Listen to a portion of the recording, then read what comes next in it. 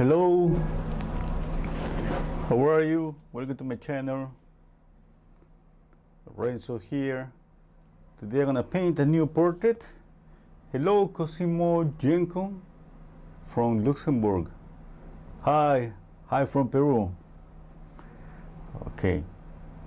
Here you have the image on the screen. You have the link to the photograph on the description. One thing that I wanted to show you first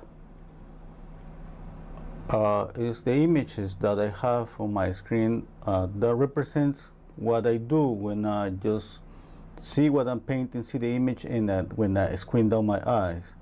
Okay. Here, this one is the one that I would just draw when I want to just see details and copy all the details. And when I want to start just, let's say, sketching with oil without no details, I squint down my eyes a lot. And when I squint down my eyes, I see something like this. Now, I don't know if you see, it's kind of blurry, no details. Okay, that would be a difference about what you see when you just open your eyes and try to see details, and when you squint your eyes. Now, I'm gonna use just my usual synthetic brushes you have then here. I'm gonna start just with few colors, just titanium white, a burnt sienna, and ultramarine blue. As I paint, I'm gonna add more colors. So I'm gonna add cadmium yellow, cadmium red, alizarin crimson, and ivory black. And if I need more colors, I'm gonna use more. Okay. Okay. Let's see. I'm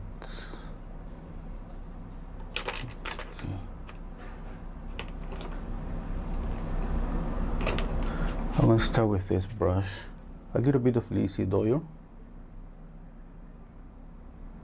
The good thing about this palette, you're going to have a skin color, or let's say that what could be a basic skin color, just by mixing burnt sienna and white, and to grade down the color with a touch of blue. Okay, look at that, touch of blue, white, and burnt sienna. Okay, I want something like a mid-tone, not too bright, not too mute. But I'm gonna start sketching. Just 1 second. I need to minimize my screen to see everything here. Okay.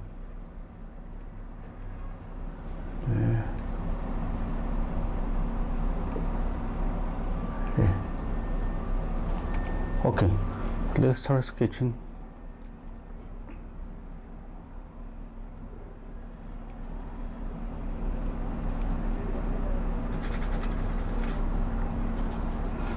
Just with this mid-tone, it's just like a drawing at the same time that I'm painting. I squint down my eyes, and basically when you squint down your eyes, you group in values, and that's what I'm trying to do. Group values. Don't think about details. Don't think about color at this stage. If you see that the color maybe is too mute, you can just add a little bit of burnt sienna. You're gonna make it a bit darker, a touch of ultramarine blue. Okay. Now everything is about shape as this stage. At the same time that you do this, you can check out proportions. Remember, the usual proportions for the eyebrows to the nose is the same from the nose to the chin. And using linseed oil, I don't want to use a lot of paint at this stage. Do you hear me okay? I want to know if my sound is okay.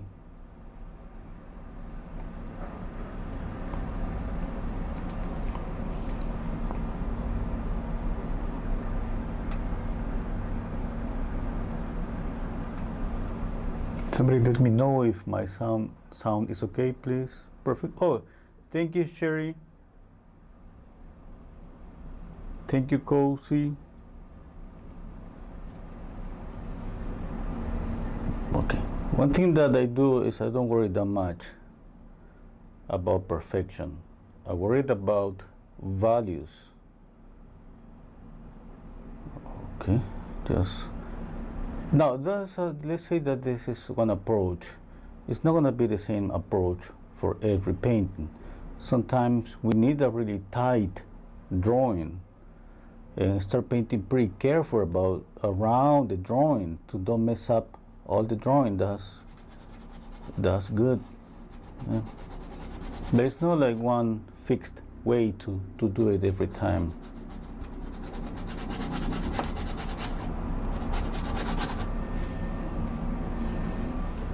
Okay.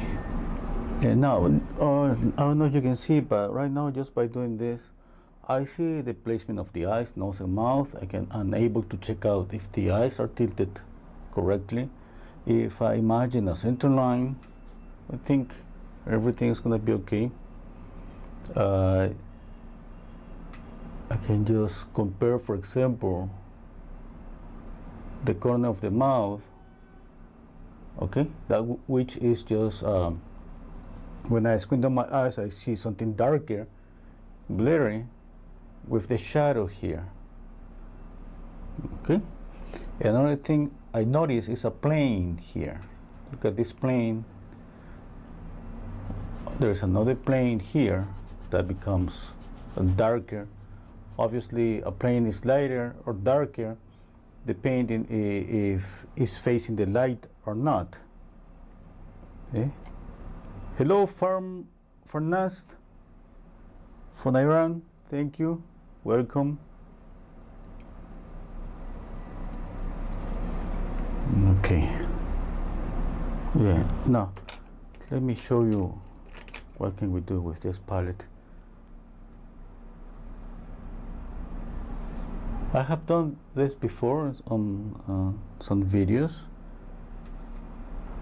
Even tried to finish up a complete painting with just a limited palette, like this one. But today I'm gonna add more colors. That's gonna be just to show you that you can start with a simple limited palette, and that would be enough to get a basic skin color. Now, since what I do usually here is I mix up values here, you can mix up darker or lighter values here. In that way you match the skin color you want. A little bit lighter, a little bit dark. Okay. I'm trying to get a mid-tone here. I think that's good enough. I can just mix one more here. A bit more burnt sienna than white. And what you have here is just 3 values. That's not enough, but it could be enough for the first stage when we want to see clearly where's the light coming from, where is the shadow.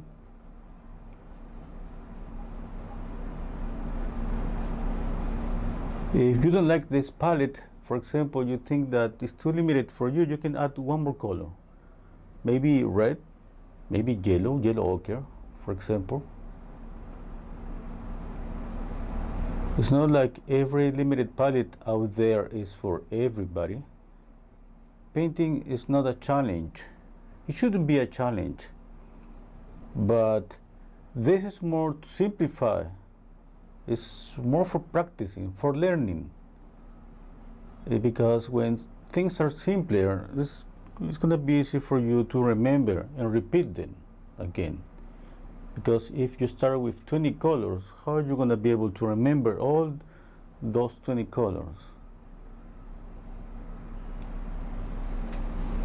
Okay. One thing that I know right now, for example, that the neck is going to be a bit darker than the face, because I want this area to recede. I shouldn't add a lot of light here when I want the face to pop. And the lighter values on the face, usually the nose, yeah. I know another thing that I did that maybe you saw in the images I showed you. I added some light there with Photoshop. I was thinking to get more, you know, from the image, a little bit more lighting. And as painters, we gotta think that as ourselves as photographers too, in a way that we can just turn on a light, any color, and illuminate the face, the portrait from any different angle. Okay, and that's what I did when I added this light here, which is a bit more yellowish. I'm gonna put it with a little bit yellow as soon as I put down yellow and red. But right now I wanna see it just with these touches of light.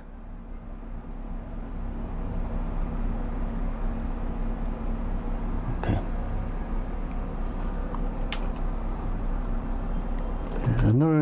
Another advantage about this palette is that you can mix a really dark color when you add just more blue. Let's say half and half blue and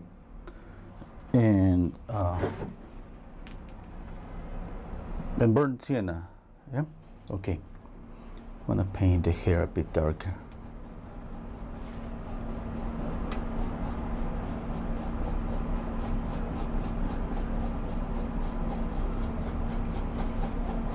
I see myself on the right corner, and it looks like I spend more of my time with my eyes kind of just like this. Yeah? Squint a lot. I know that I squint down my eyes a lot. Yeah. It's just like my own video showing me how much I do it.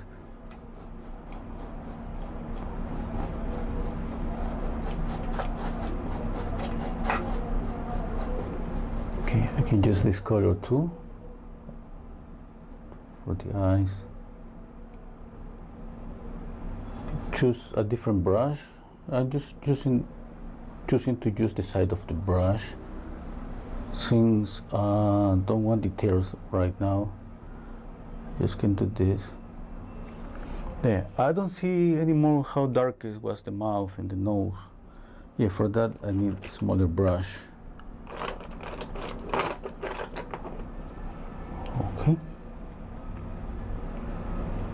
Hello, Monique. Okay, I'm gonna mix more. Okay, again, darker here, eyebrow, eye,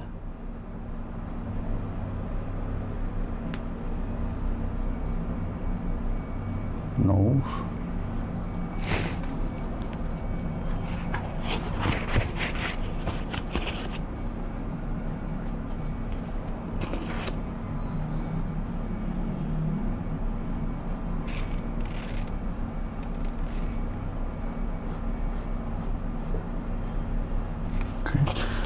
I have these tools, and I don't remember the name. I don't know, I lost the package. It was something like, it just looks like plastic. They make it like really good erasers. For example, here, can you just do this? Look at that. I get to the canvas. At any stage, even if you have a lot of paint, you want to erase something, you can use one of these things. I'm gonna try to, well, you can look then for, you know, on Google. Looks like just pretty soft, like an eraser. Yeah, like an eraser. Looks like just like an eraser. Different shapes. Look at this. Look at that beauty.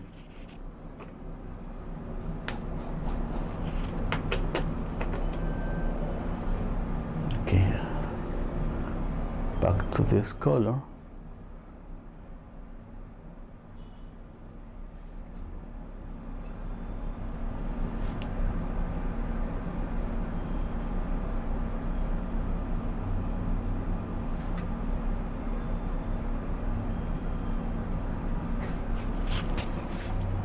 Let me know if you have any question, any doubt.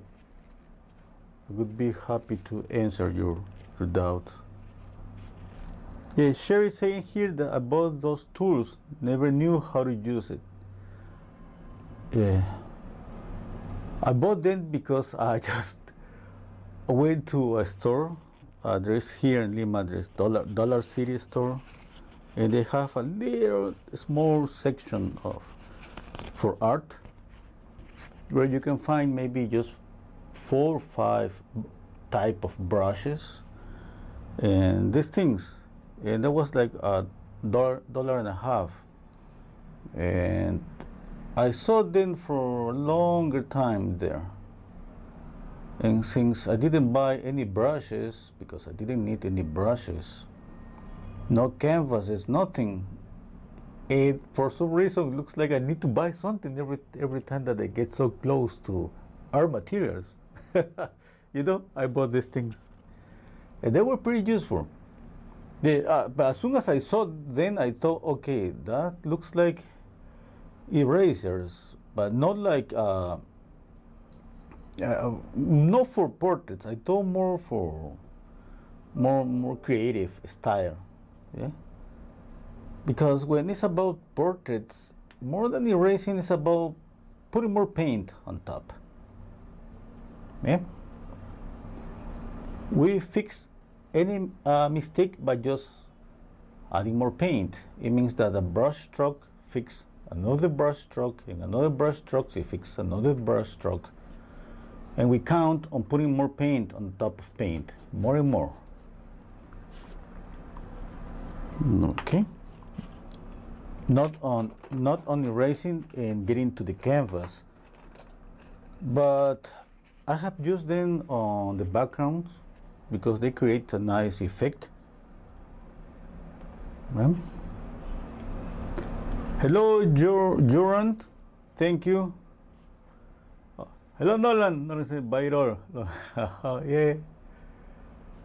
Every time I go to that store, it's close to the house. It's a mall that's pretty close to the house. You know, sometimes I don't get into the store because I know I'm gonna buy something. I don't need anything. But the problem that I used to buy things for my dog or my cat. Yeah.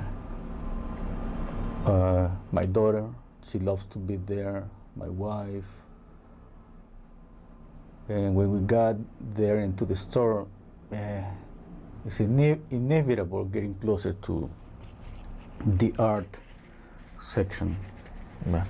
Okay, right now, this is what I want. This is what you want at this stage. Simplicity, okay? Establishing light, a mid-tone. For example, with that shadow here. Why? Because I know this plane is in shadow. The nose is coming forward, it's three-dimensional. And one side is in light, the other side is in shadow. And remember that because sometimes we don't see that clearly because we are trying to get the lightness or anything more. And we gotta create a muscle memory all the time about those little things. In that way, you paint them just not because you see them.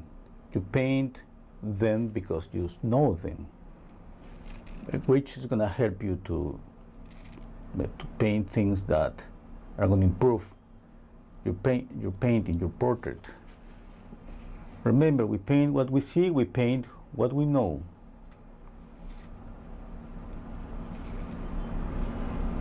Okay, for example, here, one thing that I'm looking for is the core shadow that should be here.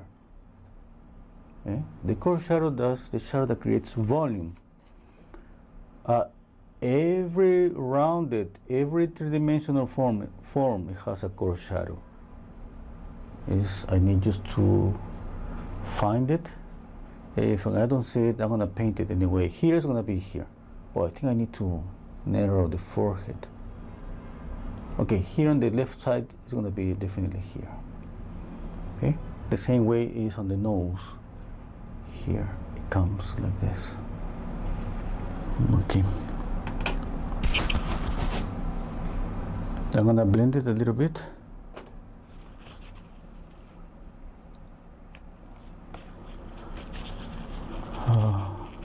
Hello Gary, George.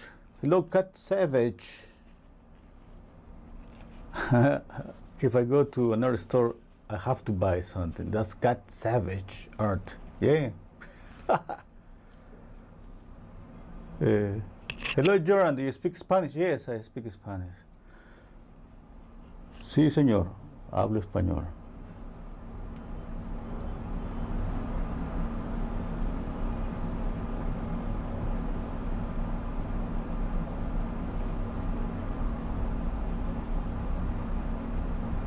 Okay, this is a round brush.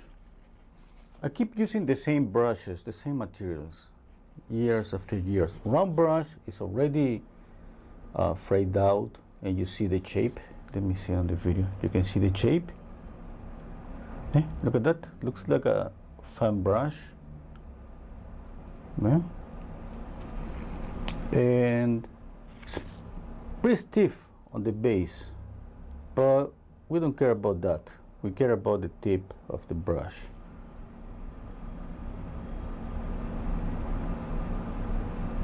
And we go always lightly. Don't press too hard.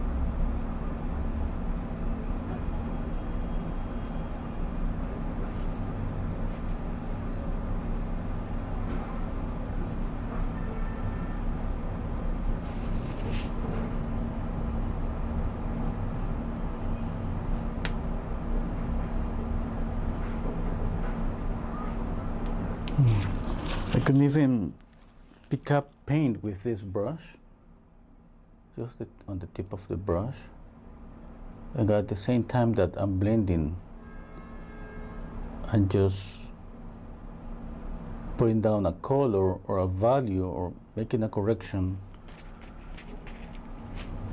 Okay.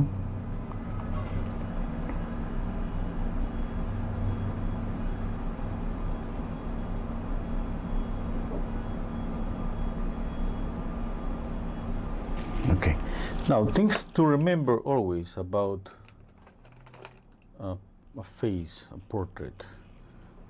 I'm gonna use more paint here.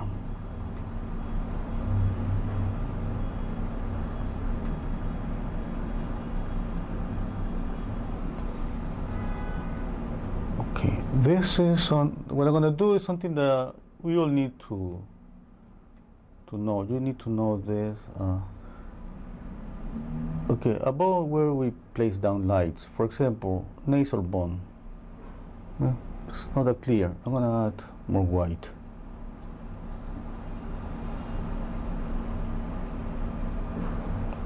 Okay. Remember, nasal bone, tip of the nose, still not clear. More white.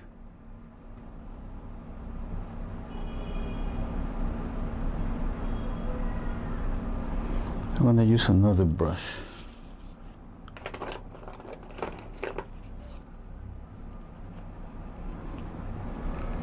Okay, this one. Here, cheekbone. Okay, cheek, forehead, there and there.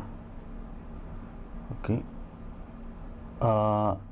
Here there's a muscle that goes like this. We don't see the portion of the muscle, but I explain that because that creates this form. Obviously, the form of this area is cylindrical, but there is a muscle here. The levator labii superioris is called.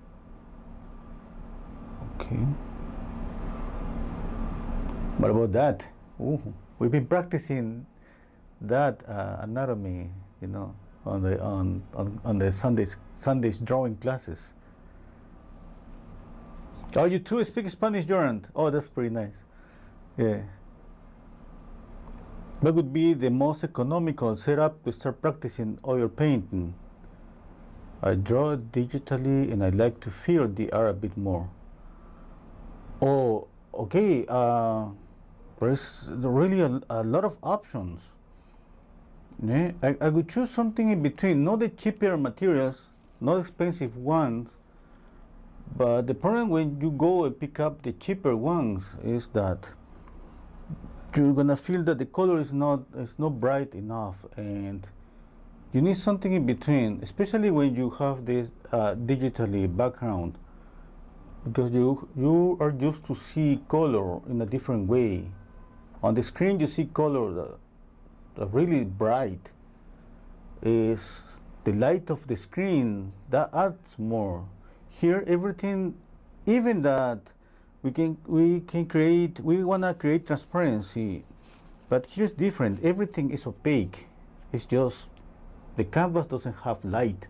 Reflects the light, bounces the light around them, you know, the ambient light, but it doesn't have light like a screen. And then I would say just choose materials, you know, that are not that expensive. But if not the cheaper ones, no, I wouldn't recommend those ones. About brushes, I would say you can pick up even cheaper brushes, and they're gonna be useful for practicing. But as you move on, you're gonna need always better materials. And I would say for yellow and orange, especially yellow and orange and red, I would pick up a really good brand, because those colors usually are the ones that are gonna create more light on your paintings. And that way you're not gonna feel that difference between, you know, digital painting and oil painting. Okay.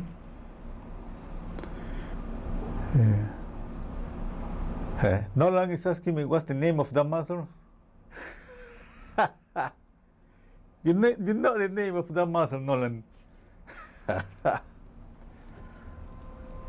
already forget the name of the muscle. I'm gonna say it again before I forget the name completely. Levator labii superioris, something like that. It goes like this.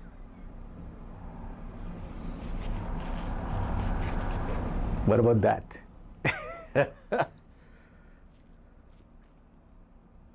Oh, Joran's saying the place where to paint is my big issue.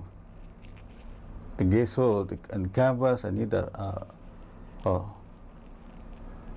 Okay. Oh, you can you need a little bit of space to paint. Those easels that you can put on a table are pretty good. 9 by 9 inches or 8 by 8 inches canvases, board canvases are pretty good. Or even a block of paper to paint with oils. That's good. That's good enough. A good brand, okay? Because so many times we blame oil when the painting doesn't move on the surface, and we have to blame the canvases. There, if I could save money, I could save money on brushes. I could save money on oils, but I couldn't save money on canvases. You need a good canvas. Not only saying you've been studying. Oh yeah.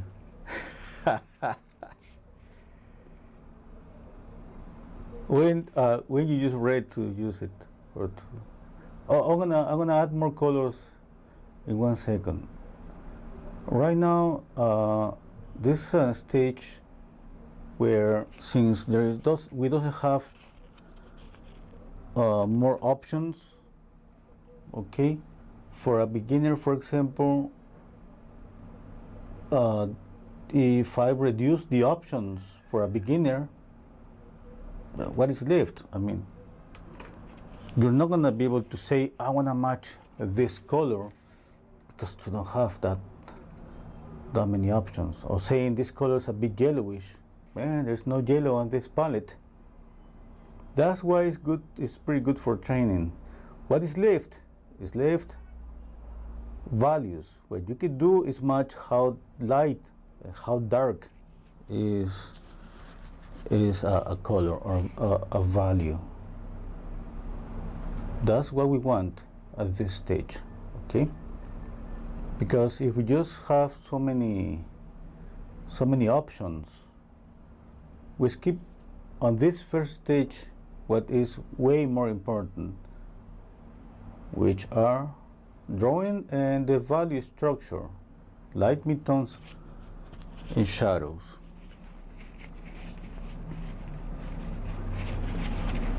Yeah, I feel brushes are the least important thing. Joran is saying that. Yeah. Yeah, well, let's say that you can skip. I mean, I'm not gonna put it like less important, but to, if let's say that I'm on a budget, and let's say that I have $100 to go and spend on materials.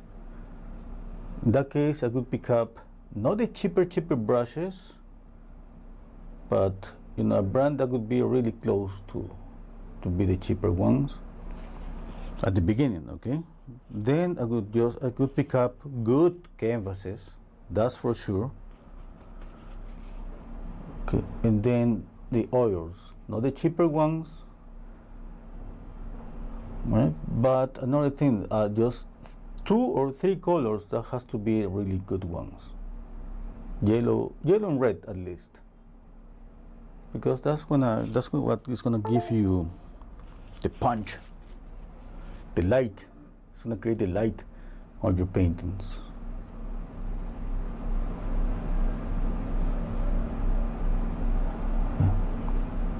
I'm saying that in base at my daughter, she paints. She has studied animation. She paints basically with Photoshop. My son too, and I see how they just mix the colors and how they manipulate color, which color theory is the same for everybody. But my son, he has painted with oils, and he noticed the difference, and the difference was more about color. Like I said before, it's different paint to see light on your screen and seeing this just too opaque.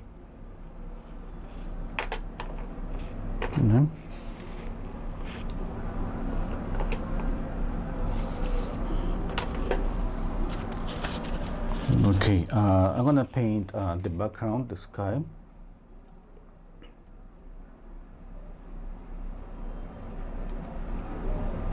Okay, 1 second.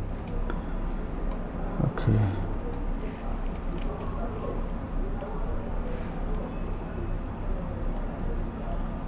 I'm just trying to fit everything here on my screen. Okay. Here you can just add more blue, a bit of white, you have a cool color.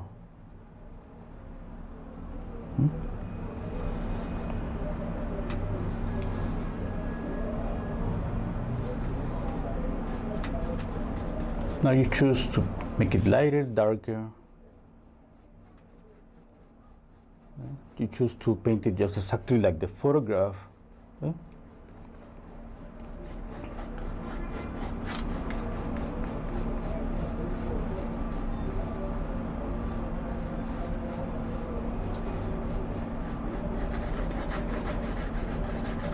Something funny about my son.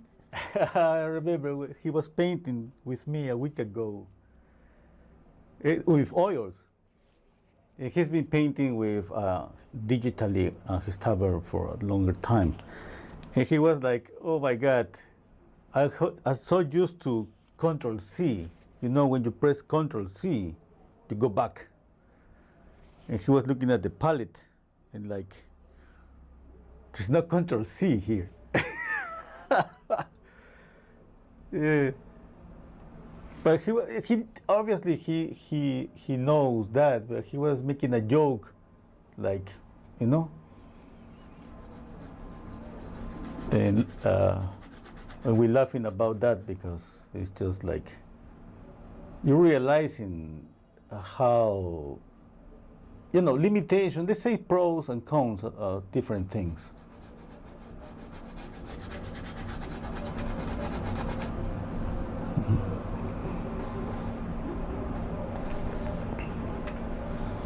More blue. You can just. I'm choosing to add, make it a bit more bluish than what I see on the photograph. I see more light on the photograph. Okay, I want to work a bit on the likeness, because I think I love the beauty of the models on the model's face, but I don't see her yet on my painting. I want to capture a bit of the likeness. First, I need to check out values again. Okay, yeah, something is not okay here. Squint down your eyes. Okay, when I see the eye, I notice that it's darker here and darker here. Okay, darker here and darker here.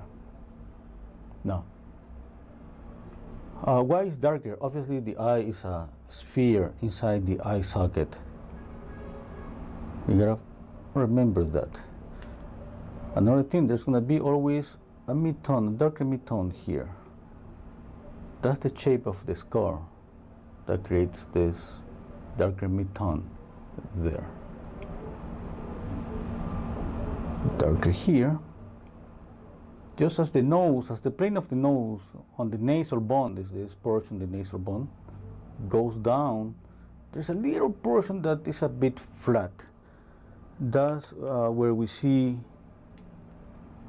a little bit of light here.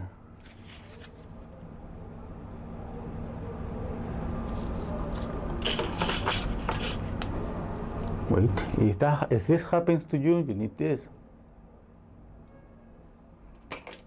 Okay.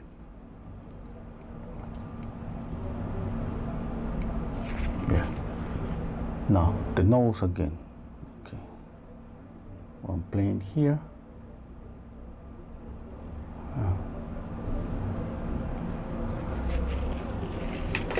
Okay, now I'm gonna add more colors on the palette.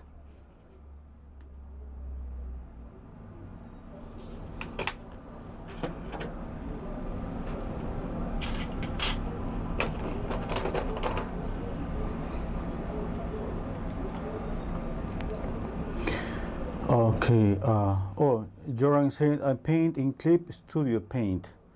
Yeah, I think I have seen my son using that. He's using two programs, my son and my daughter. Yeah, Photoshop and I think that program, Clip Studio Paint. I remember my daughter saying all the time, like, I gotta see a lot of videos or commercials in order to use it. That's the one.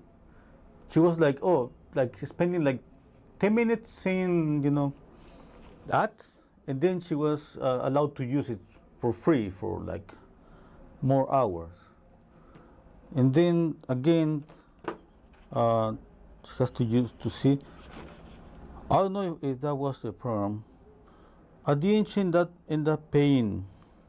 I think one time payment or monthly payment. I don't know.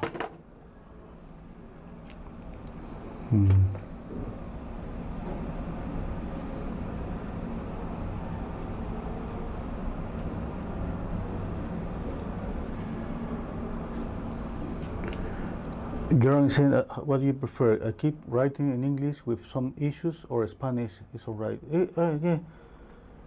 Yeah, so Spanish is alright.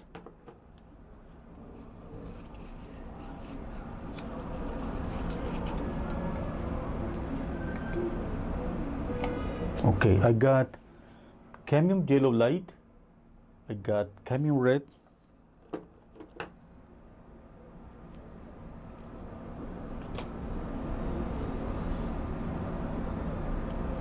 Alizarin crimson.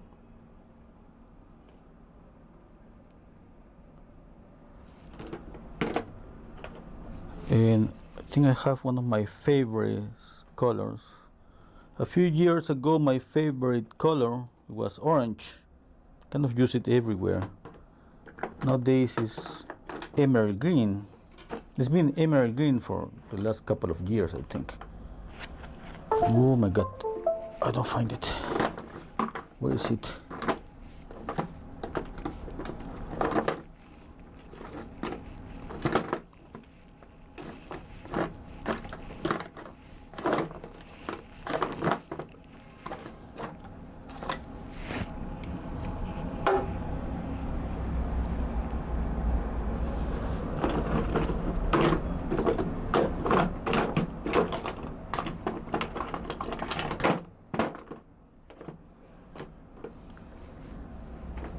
I don't see it.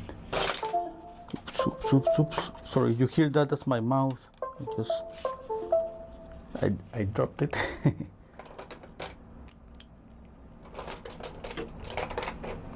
Okay, I couldn't find them. Emerald green. Okay, the last color here, that would be ivory black.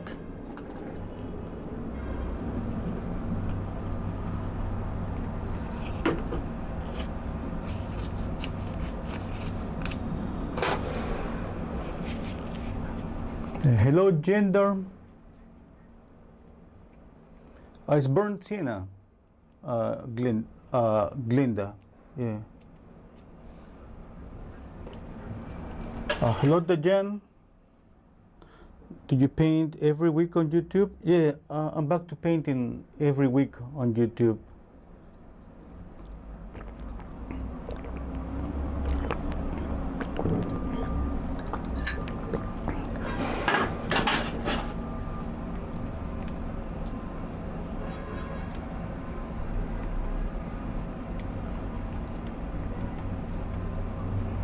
Okay, on my channel on top it says Thursdays 2 p.m.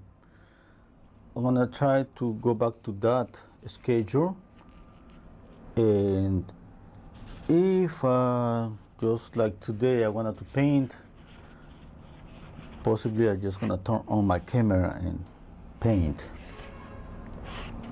Okay, now some colors that we need to add on the skin. Some reddish colors on the skin. Okay.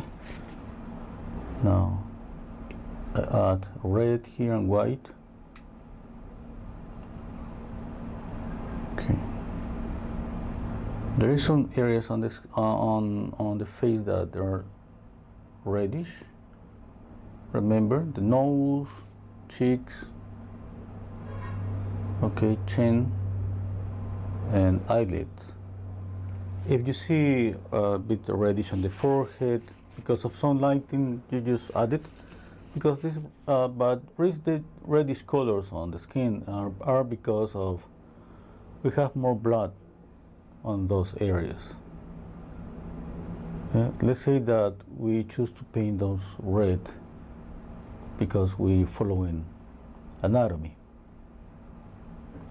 But maybe you're gonna find different situations where you see more reds, and that doesn't have to do with anatomy, it has to do with the ambient light. Okay.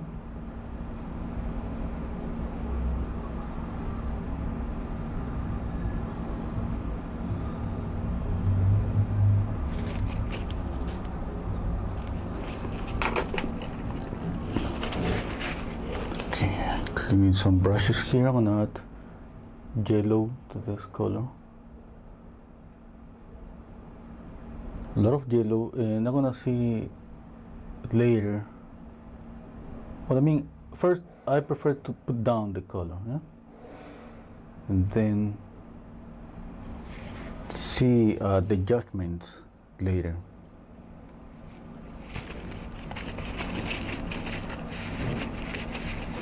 Oh yeah, Gary. Oh yeah, I'm gonna go back to Thursdays 2 p.m. Yeah. Did again, it's on the top of my channel. Oh,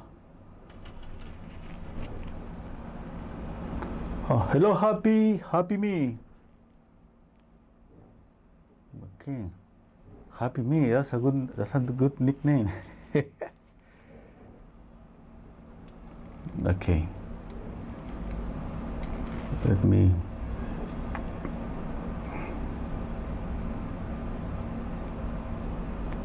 Okay. One second. I'm moving the images here on my screen.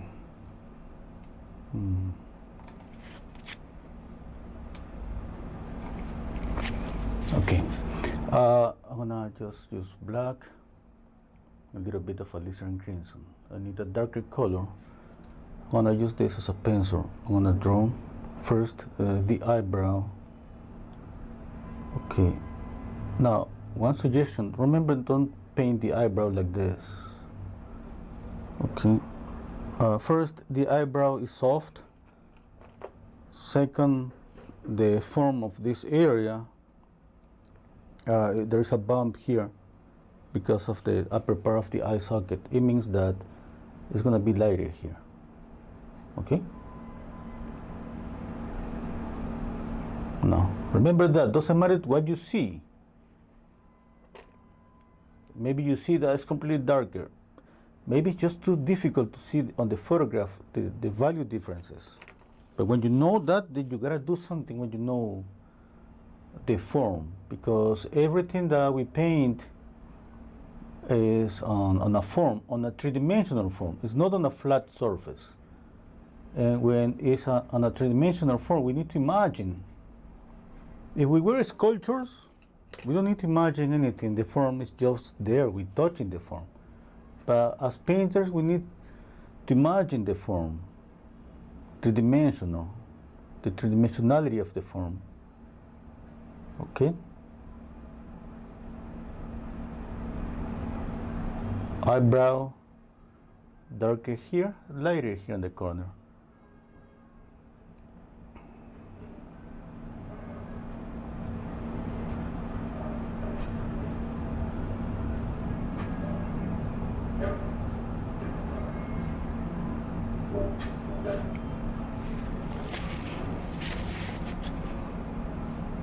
I start to see her, but still like her older sister, yeah? Let me see here on my screen.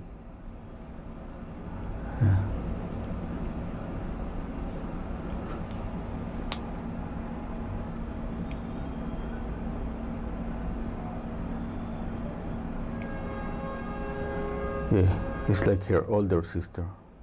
Yeah?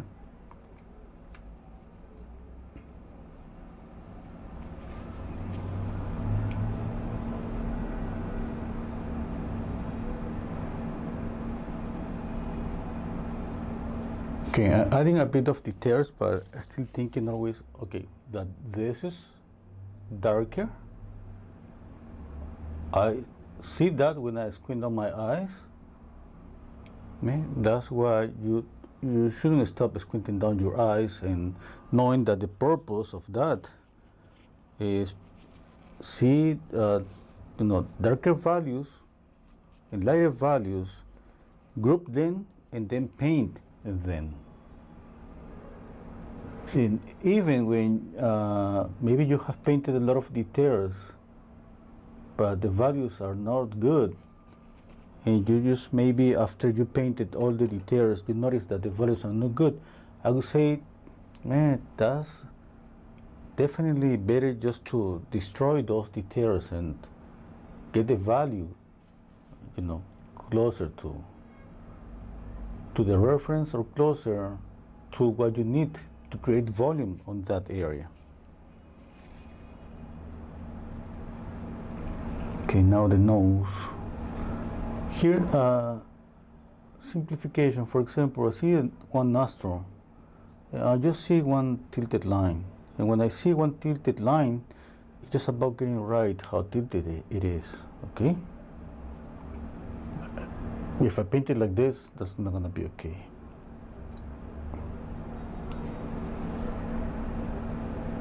Okay, now here, how tilted is this one? And try to simplify it. Just think that you're painting something flat.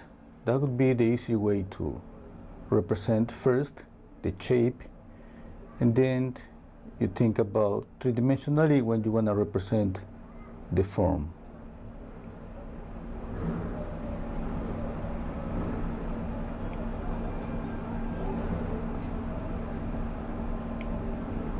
Okay, there is a core shadow here so clearly. Look at here.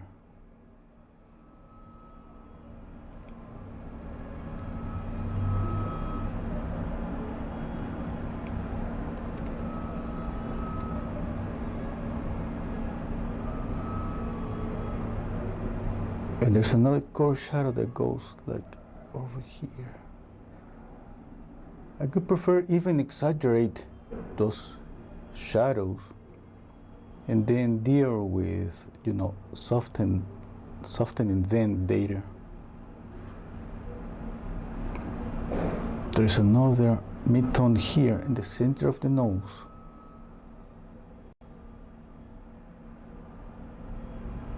Okay, here the glabella, the bone, we represent that with a mid-tone.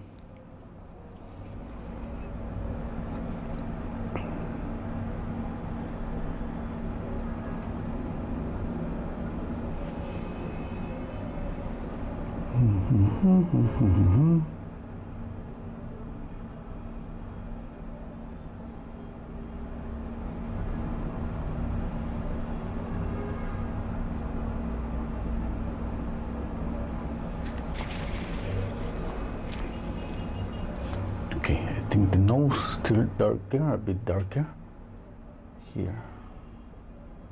Okay, now the upper lip is darker.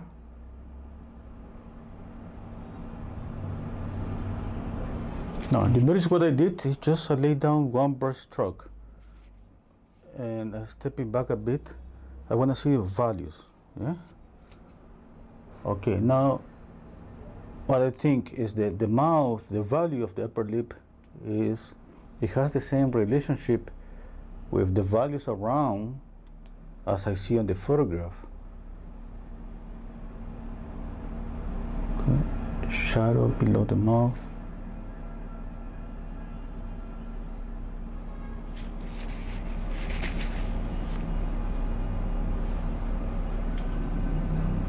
Okay.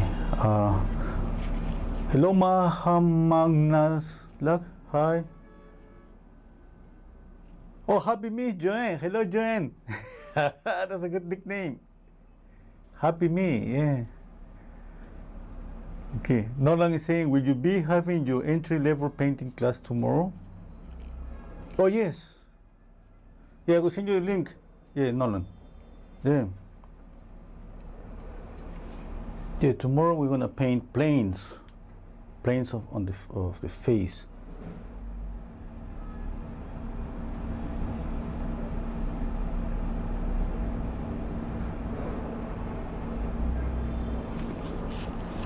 Now, as we continue painting, we can add more colors. For example, when you think about ambient light is the light that's around, bounces everywhere. If I choose in blue here, I can add blue on the skin too. If I paint this blue on a lighter area, it's going to look darker. I need to think about the value. Okay, match the value in saturation, and I can just add blue from the sky on the skin. Maybe add on the light, make the light a little bit cooler with this color. Now you can choose just to stick to a simple palette imagine that the skin color is just one color, one subtle color, not too many variations. That's gonna be perfect too.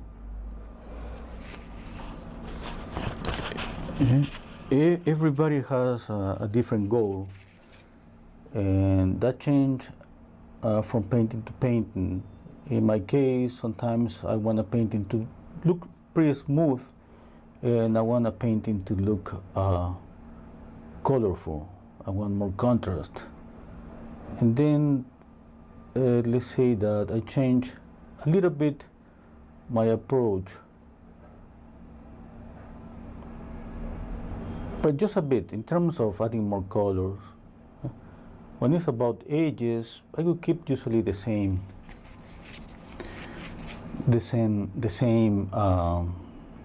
thinking about where I'm gonna add a soft edge or a sharp edge. Here, when we are working on this area, for example, remember that there is a bump here.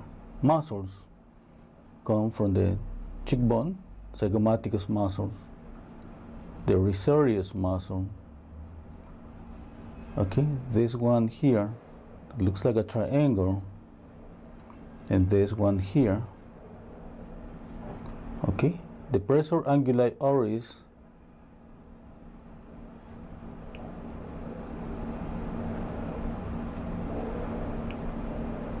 sometimes we see those muscles, sometimes we don't see them so clearly.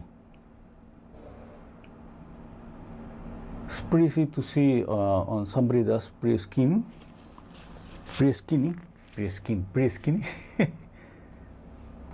Yeah.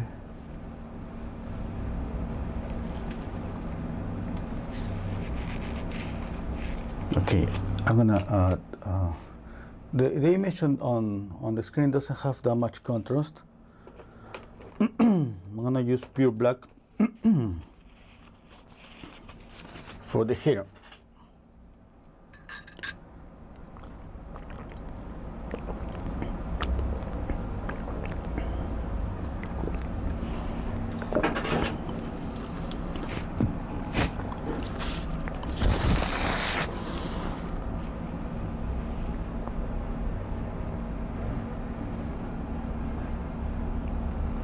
The ear. Okay, let's ignore the ear for today.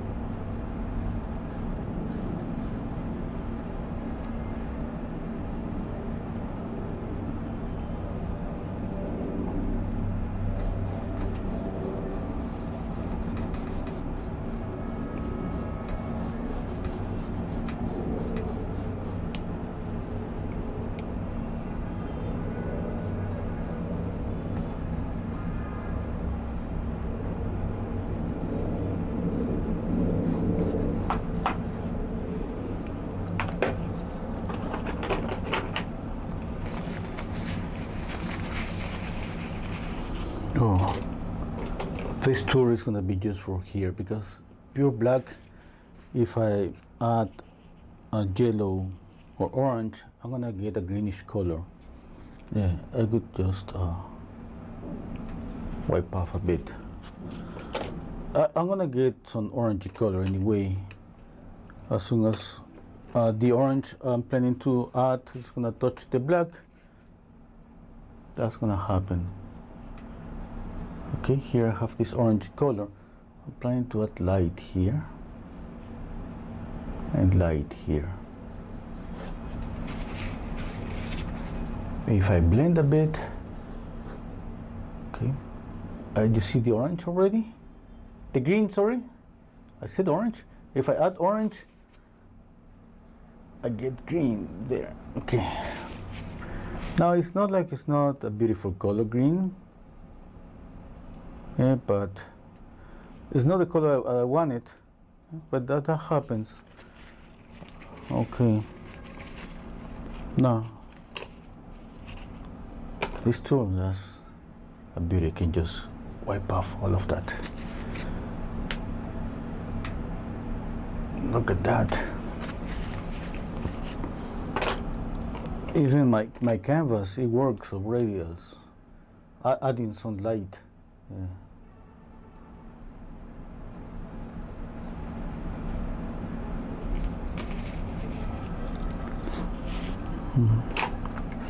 What about the background? I prefer to add a darker background here, just because I want to see the light on the hair glow, and the light on the face glow. Okay, I'm thinking about contrast more than copying the background from the photograph.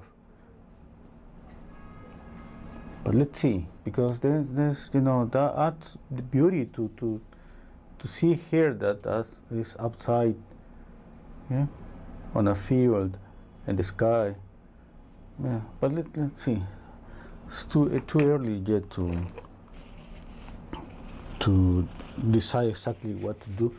But my first thought it was like, I want to see the glowing, warm light around the face. And the only way to see that is by adding more contrast. Yeah. So if you want to see light, what you do, you surround that light with shadow. Yeah. Hello, Jonas. Gary said you never like painting ears. Don't tell anyone. Okay.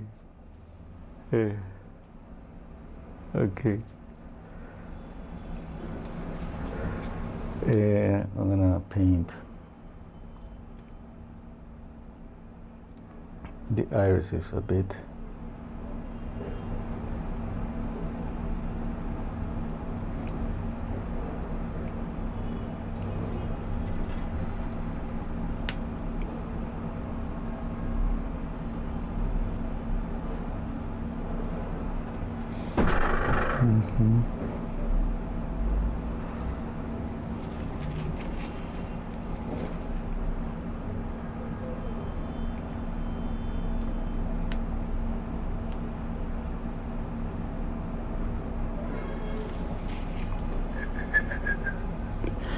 Okay, I'm gonna blend again.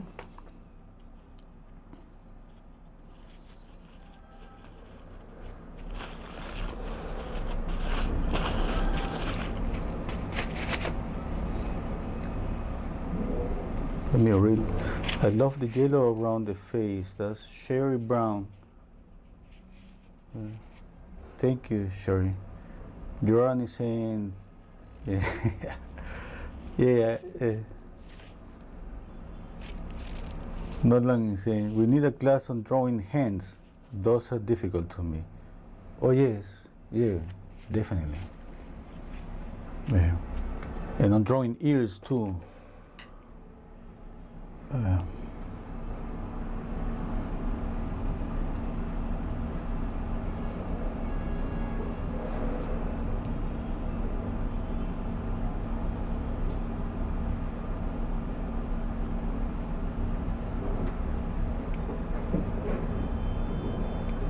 Okay, here there's always this mid-tone.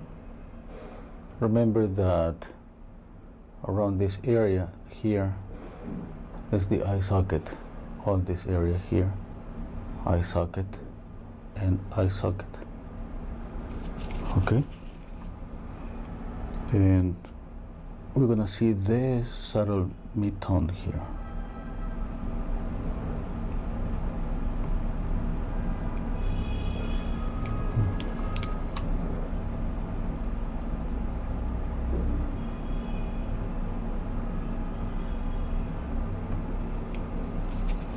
The shape of the scar around the eye here is like this. It has this curve, and this has a little bit of a depression here, just a tiny bit, and that's the reason that why we see always a shadow here.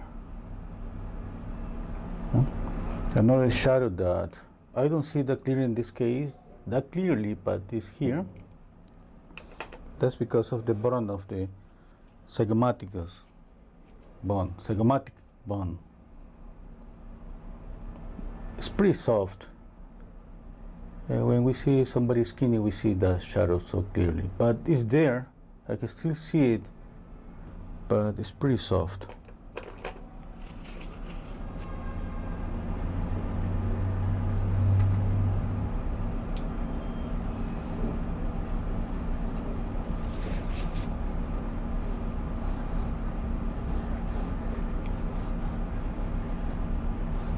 See a little bit of the clavicle. Yeah. Now I need to blend again.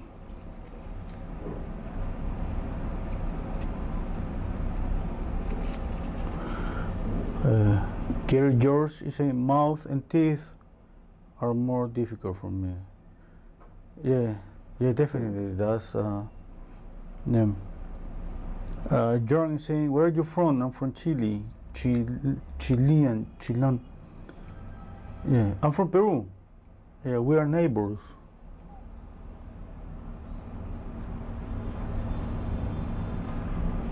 Okay, I'm gonna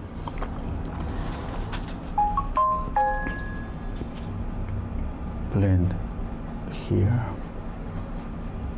Kind of I like it, those loose brush strokes. But what I had in mind when I started the painting is having something pretty soft.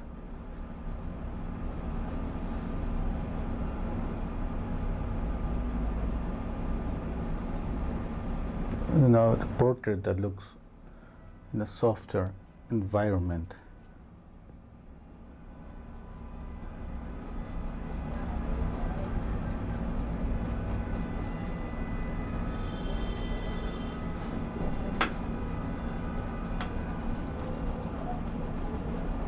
Softer environment. I don't know what that means, but anyway.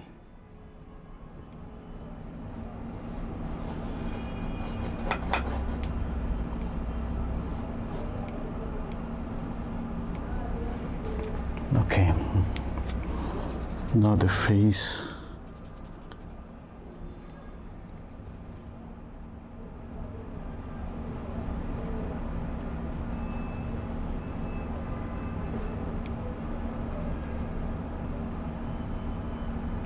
If you do that, like from lighter color to the hair, don't go back with the same brush, because as you do that, you're gonna see that you're gonna lift some marks with darker color. I gotta clean the brush. Okay. Then you can just repeat that brush stroke again if you want, like this, and again to clean the brush.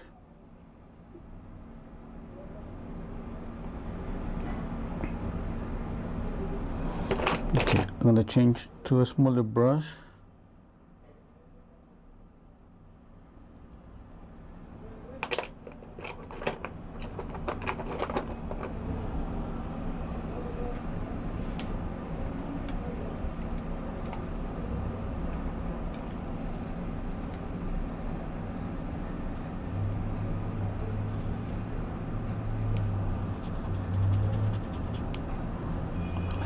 Just cleaning the brush.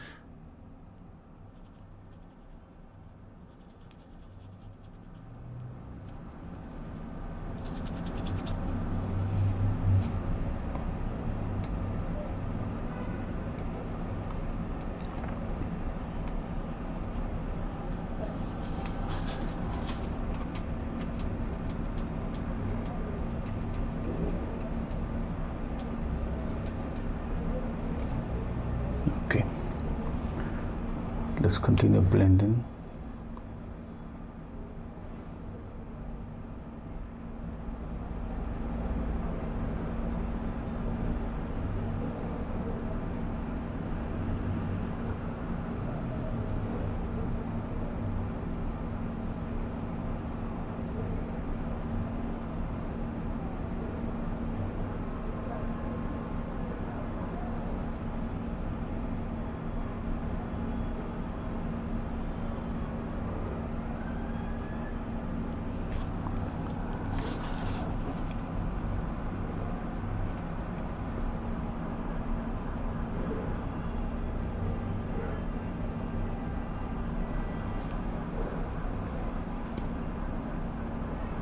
Look how from the forehead I'm gonna move on top of the eyebrow. Clean the brush. I can just do the opposite way too, like that. I clean the brush.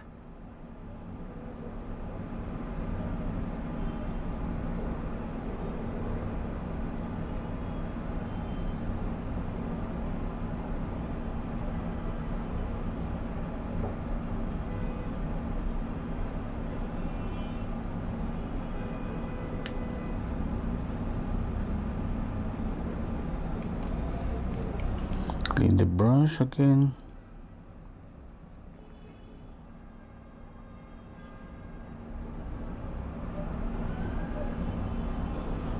Okay, I need a smaller brush. Any rounded brush could be pretty good for blending. But when it's not pointy anymore, when it's pretty pointy, yeah, I have seen painters using really pointy brushes and blending pretty good. But in my case, it's a bit more difficult. I prefer to have a round brush that is already. I mean, even if you just were thinking about to throw away a brush, I would keep it. I would clean it pretty good. I would keep it and see if that brush it could be used for blending.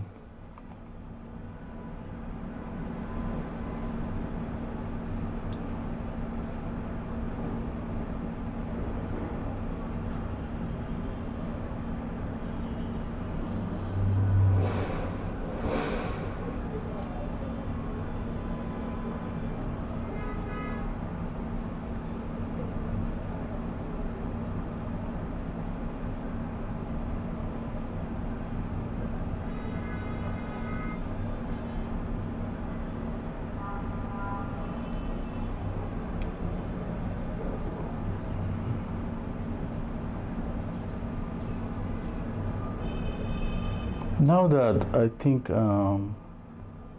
values are kind of close to what I wanted, I'm going to try to think more about likeness. I see the differences. Yeah? I think the face should be a bit wider or rounded. Yeah, maybe I'm gonna do something that I just noticed this second. Make the face a bit wider here. Okay, I'm gonna use this color. This is the brush that I have used just for blending. I'm gonna make the face a bit wider here.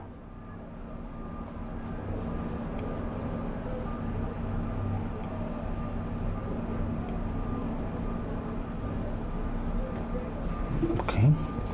A bit more light, the same brush for blending, a bit more light.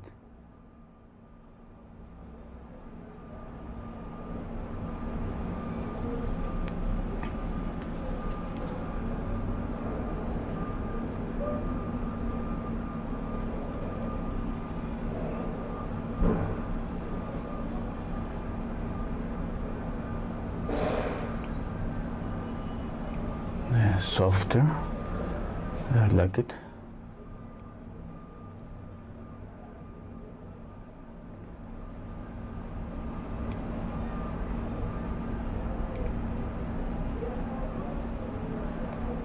Again, the brush for blending, I'm gonna add light here.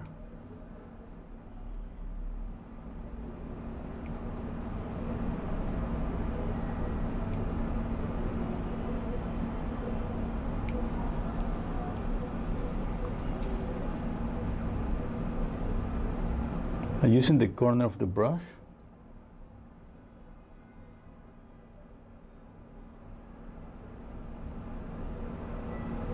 Okay, now let's think about the face.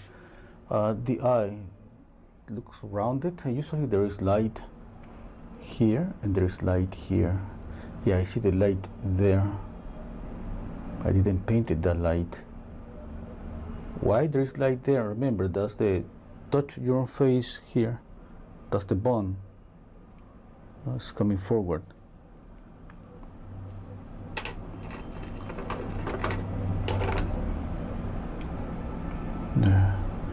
I need more light on the upper eyelid too. Add a little bit of red for that light. Okay, compare, for example, you see light on the upper eyelid around here. Now compare with the light on this area. And sometimes we make the mistake to paint this light really bright. Compare with the white of the eye. Oh, another mistake, we paint the white of the eye sometimes just white because we know it's white. But if we actually just put something white closer to that area, we're gonna notice that it's not white. The color that I use to paint the white of the eye usually is a mixture of a skin color with gray.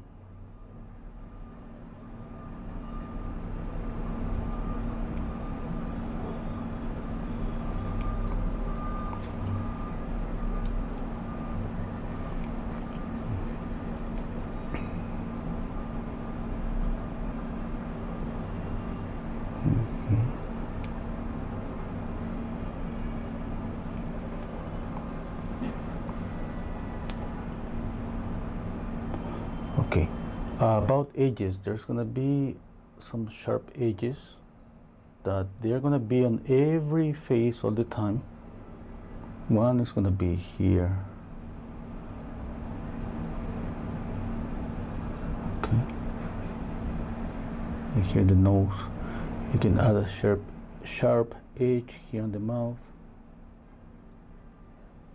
to make that area pop. Okay. Now, it's not like it has to be a 100% sharp edge. There has to be a sharp edge compared with the rest of the mouth.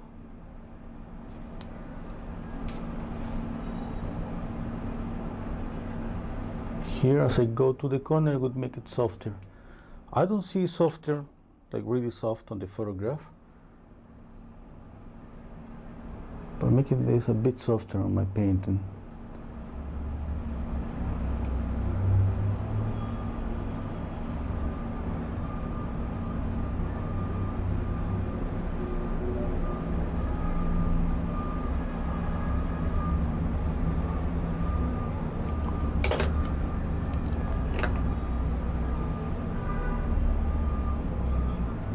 Some eyelashes, I see some of them here. Like that. Here too.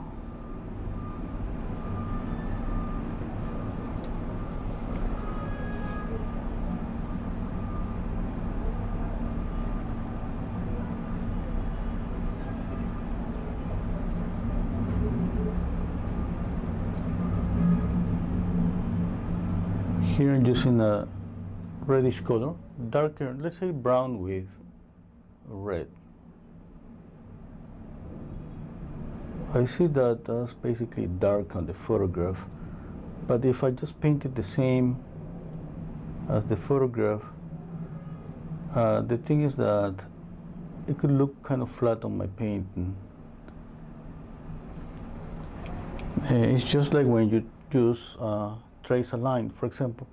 You can trace a line, a continuous line like this, or you could trace a line, just a simple line that is, you know, darker, lighter, darker, lighter. And that's gonna create some movement and volume just using a simple line. And that's kind of what I'm doing here. I see that it's kind of dark from one corner of the eye to the other corner, by just painting darker just here where we see more eyelashes. And as it goes to the corner of the eye, to the tear duct, I'm just making the color a bit warmer and reddish.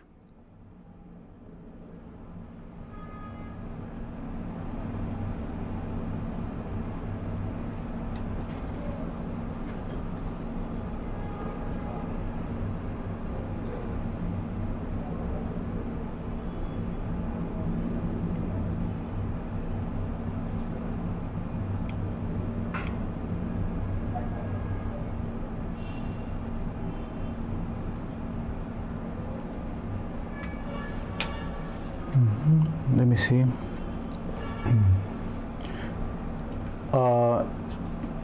Cherry Brownson, if you decide you want to come back to a painting after a week, do you oil out your painting?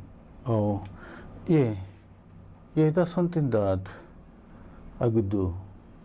Not all the time, but usually I like to paint on a surface that is not completely. It doesn't feel like the painting is not flowing. Yeah, that's but it's not like a must. Yeah, but I definitely do that. But a week, that's the thing. A week, I don't know if a week is good enough for the painting to be dry to the touch. Yeah. We're gonna see. It depends how much painting you added. I mean, if you paint it with a really thick paint, a week is not enough.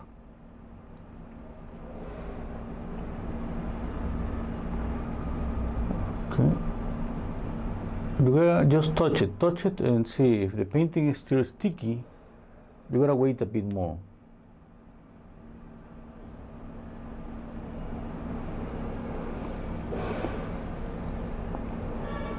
Okay. Now thinking about edges, I can just keep all the face softer around. Have a sharp edge that we already see here, like this. But we can compare, for example, this edge should be really sharp compared to the edges on the mouth.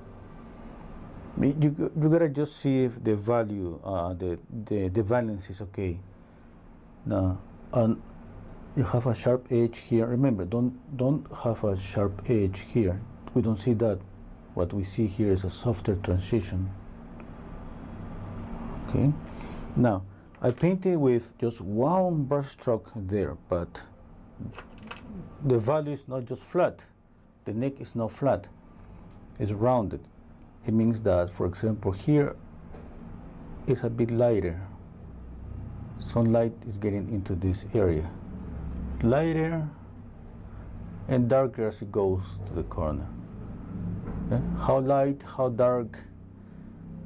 Yeah, we gotta be just here back and forth, making this darker, lighter, until you find the point where you see that works. It works, the balance is good, and then yeah, that means that you're pretty close to what you want. Another highlight on the eye here too.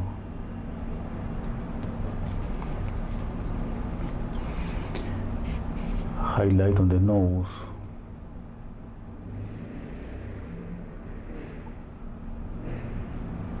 Highlight with yellow. I could add it here.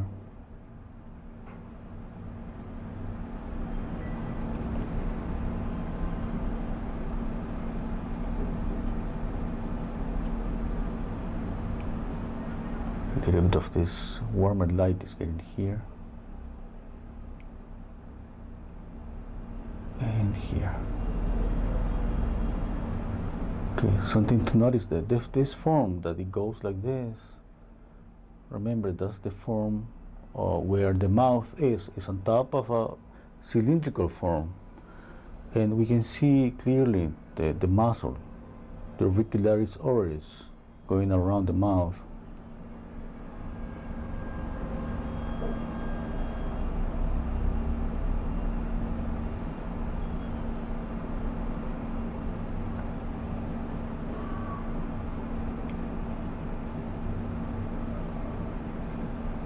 And for the ones that may be asking or don't know, I got an ebook with painting tips.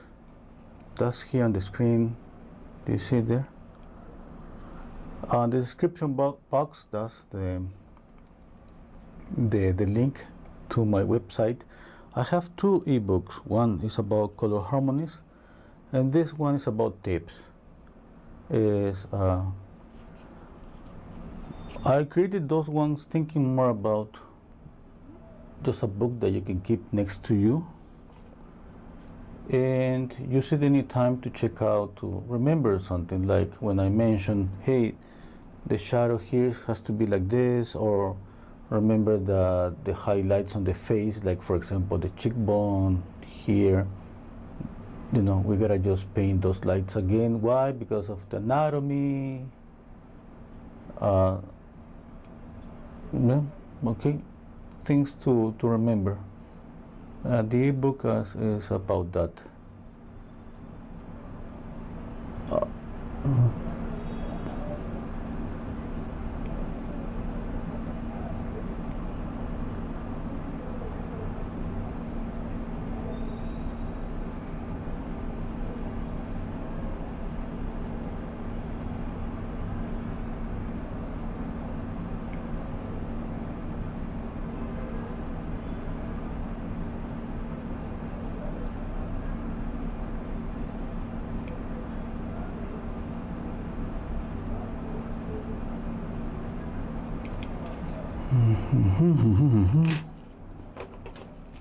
Let me see. Oh. I'm seeing hair just getting closer, a bit closer. I'm gonna blend here.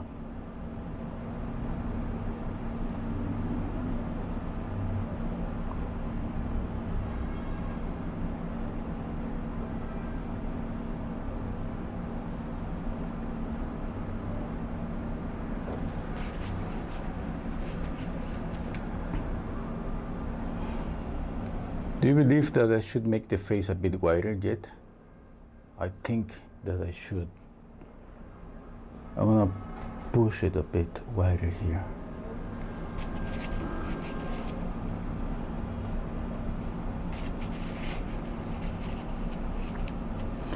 You know what? I don't like this black here anymore, this darker value. I added that one, and I was pretty sure that I needed that one to create the contrast with the light.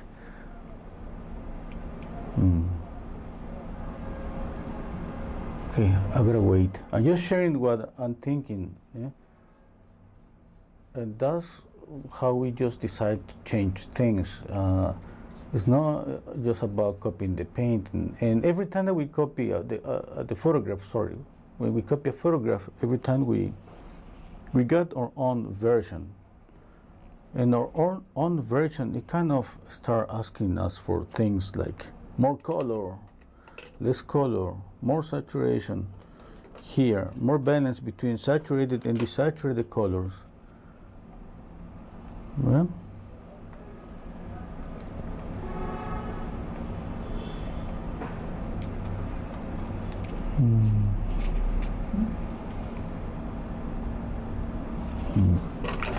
okay. A bit orange.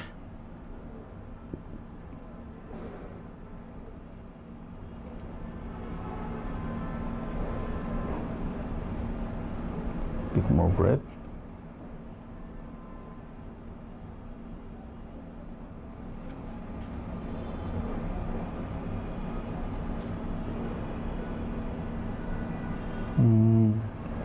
Or light here.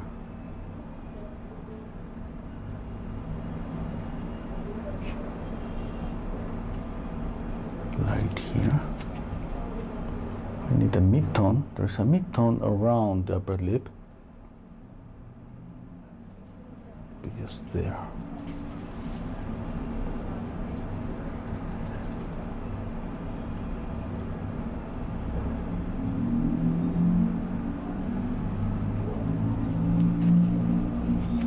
A bit more.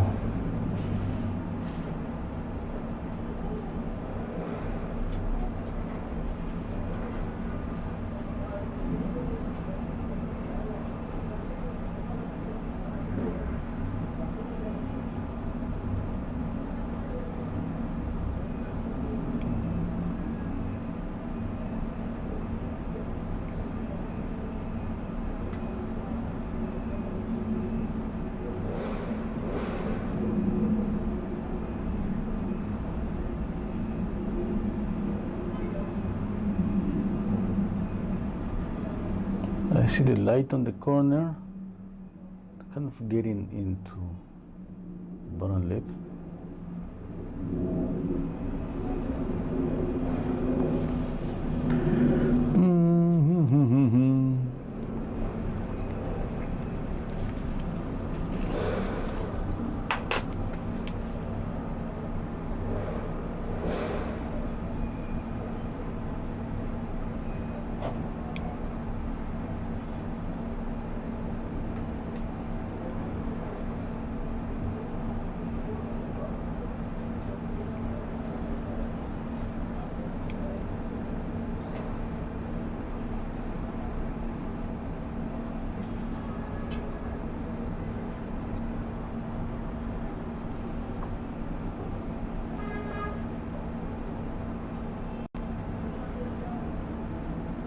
Here, for example, in this minute, before thinking about in this shadow that is here, I was thinking about the core shadow, because I know that the chain is rounded, it's turning the form.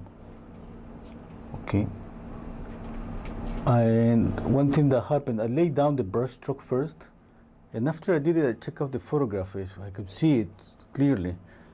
It's pretty subtle, pretty subtle. But it has to be there. Even when I don't see it, it has to be there.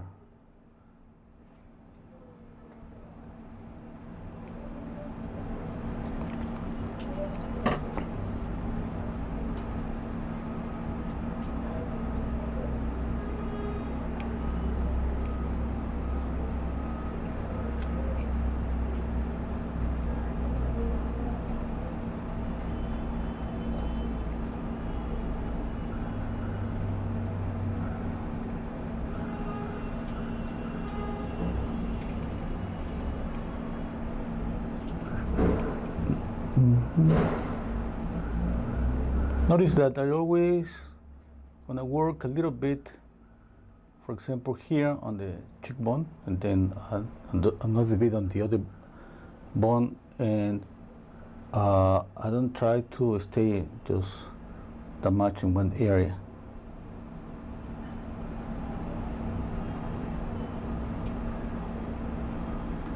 Okay, lean back, compare. I think I need to add more light here.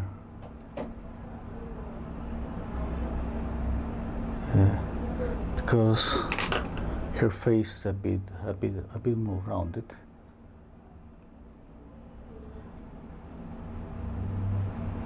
Okay, I'm gonna move this up.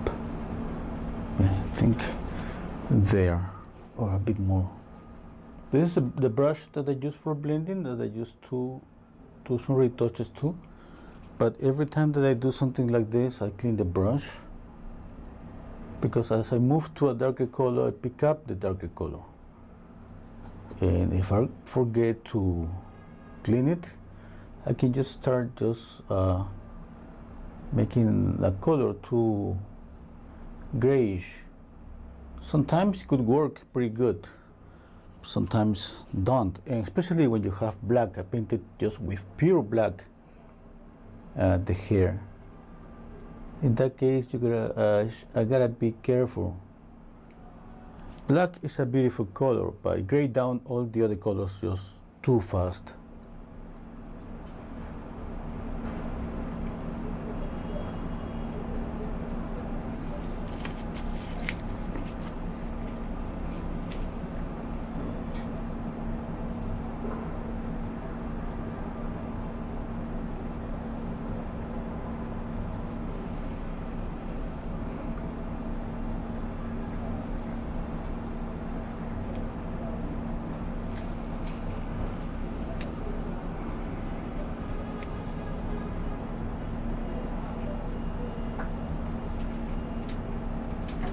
Still need to make it a bit rounded, a bit more rounded here on this area. More light. Yeah, that's what is gonna make the face it looks a bit younger.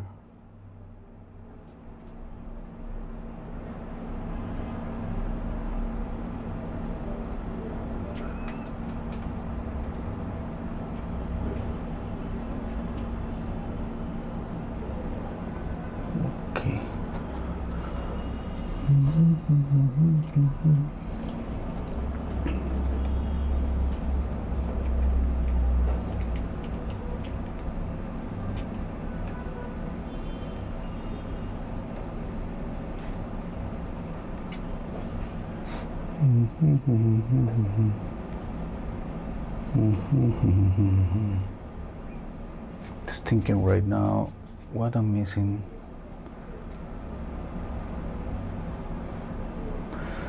Looks like the forehead. I see a light here. It goes like this. Okay. And I see light here. Yeah. Now, I add more light or I add a mid-tone. And I think it's about in a mid-tone here.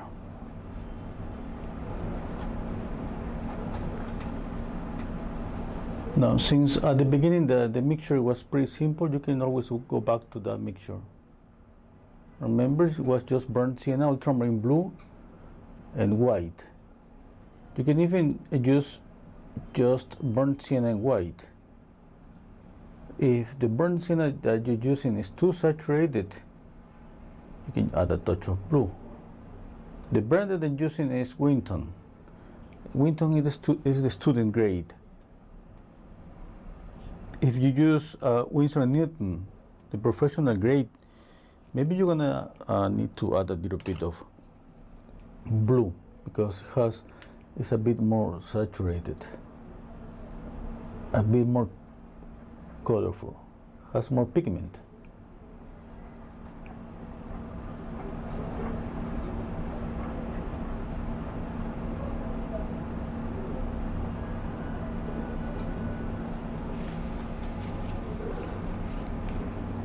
Okay, squinting down my eyes again.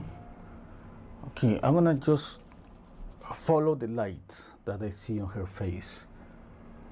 Okay, I see this. Then I see light here. Then I go to the corner with a touch of light there. Then here, then here. Okay? Then I move down here, here. Okay, on the left side of the face.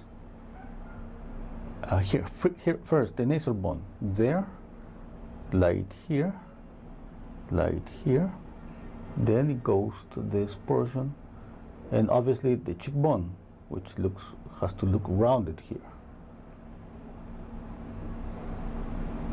Okay. Now this area, for example, here, next to the nose, this is closer to me than this, okay? And the nose is closer to me than this. Okay, if we're gonna just think about color as a way to help us to create the illusion of depth, you can think, okay, you know what? I'm gonna add a little bit more saturation to the nose. Okay, I'm gonna grade down the color a bit, or cool down with a little bit of alizarin crimson for the area that's next to the nose. Okay? And I'm gonna grade down the color with a bit of blue for the color that is here, because it's a bit more away, it's turning.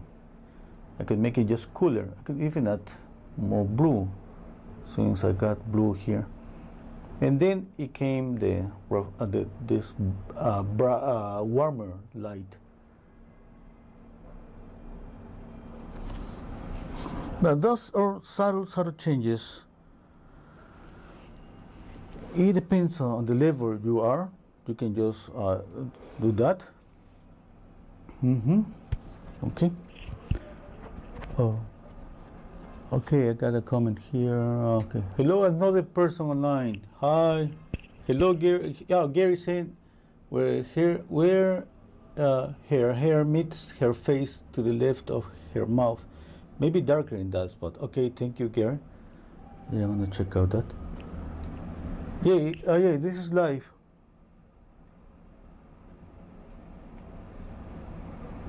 Somebody's asking me, another person. That's the name of the nickname of the profile. It's asking me if this is live.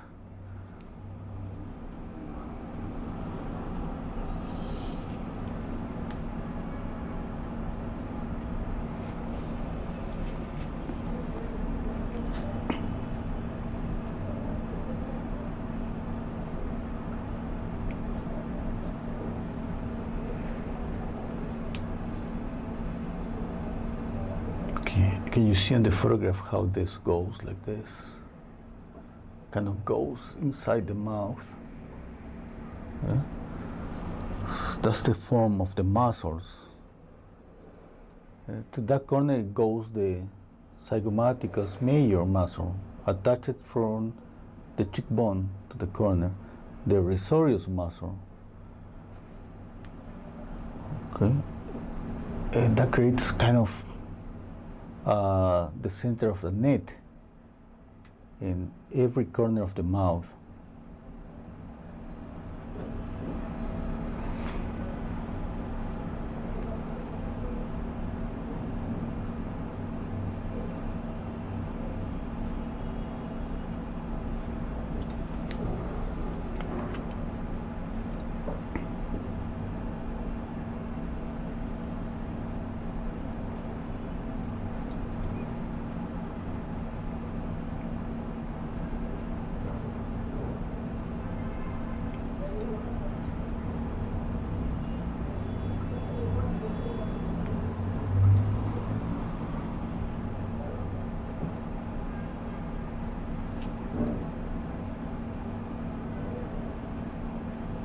Let's see, if this value darker than the nostrils, gotta think about it. Well, I mean the shadow, yeah? There.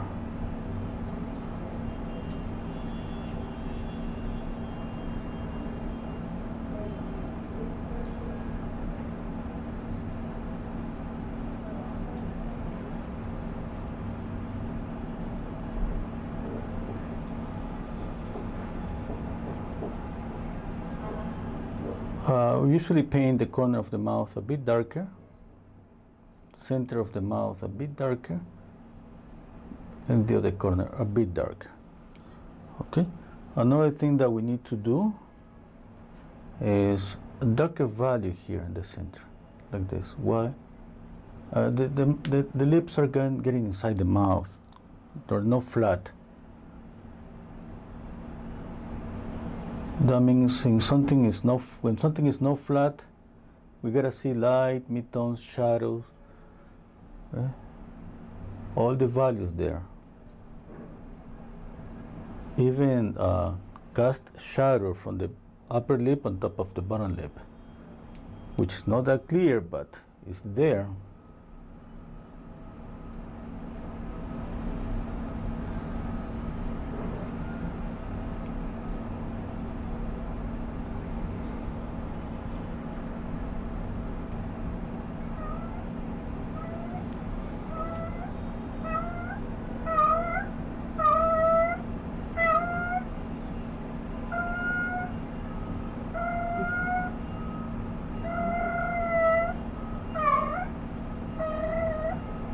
Can you hear the cat?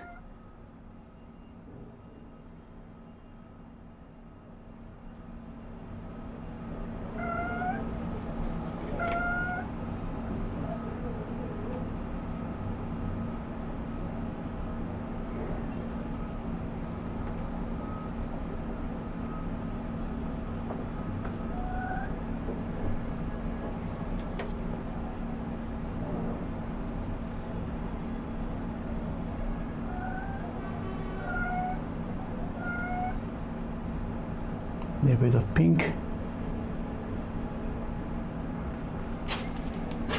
a little bit of coffee for me.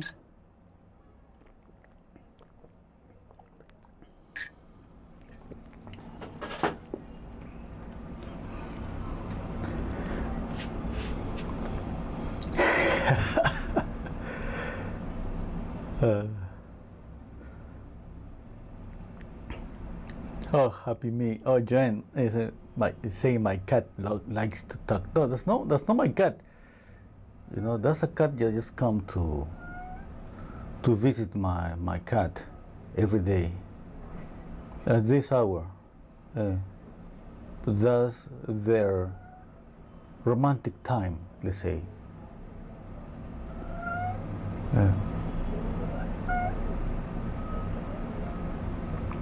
Another person online saying, "Oh, this is a rerun." No, it's not a rerun. It's a really live. Yeah. He's calling him to go out. Yeah. And just in a minute, my cat, she goes to the roof.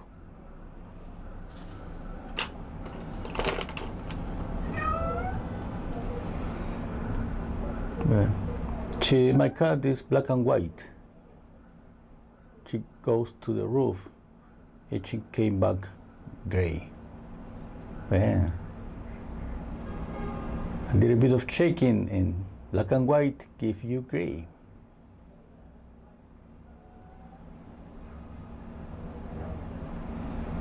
Yeah.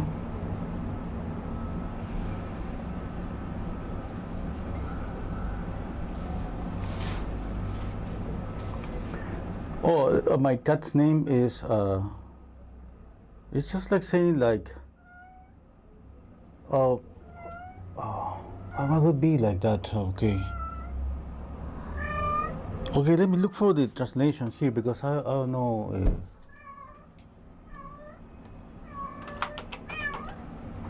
One second, this is important for me. Okay, let's see. Oh, just like little small. Yeah, just that, little small.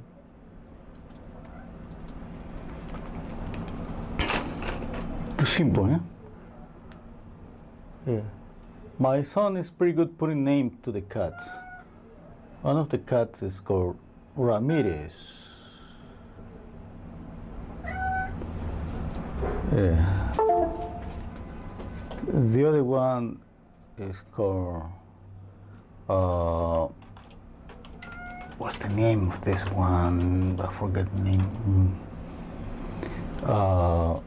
Belly button lint. Yeah. And the other one is, it's not a good name, but to say it.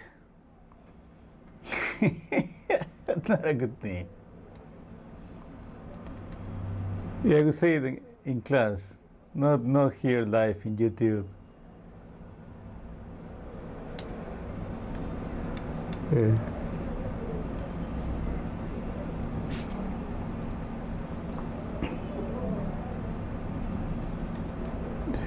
My son is the one that he loves to to put nicknames to the cat. They are more like nicknames, like more than names. Eh? And we have one that was the white one. The white one, it was pretty funny. It was Gringacho. From Gringo, Gringacho.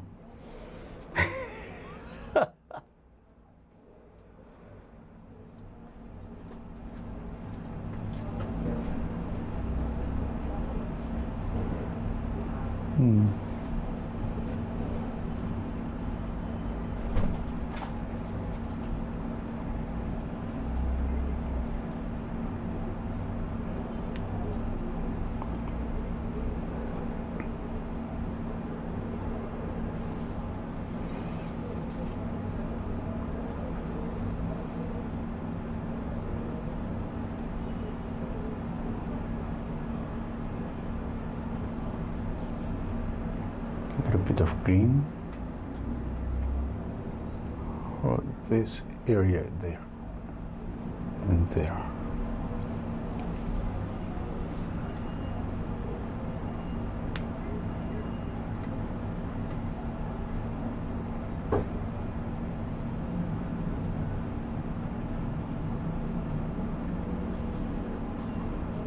Oh, my cat is just next to me. Oh, she cannot go up because I closed the door because of the noise. My cat is looking at me like I'm not having fun today, man.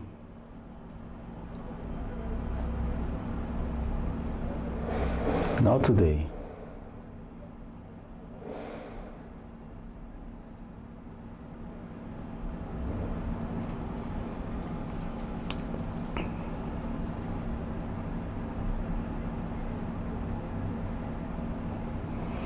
Okay, and adding this grayish blue.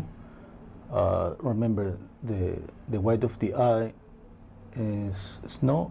First, we don't paint it white, but the form is rounded. Yeah? It means that here on this area we should paint it a little bit darker here, and on top too, because the upper eyelid is going to create some cast shadow. Okay, now for the eyelid we need to darken up here. Always think, you see the light on the upper eyelid and think, is the light there as bright as the light just below the eyebrow? Remember, the light, the eyelid is here, the upper eyelid is coming forward. It's protecting the eye. If something gets more light, it's the upper part of the eye than the eye itself.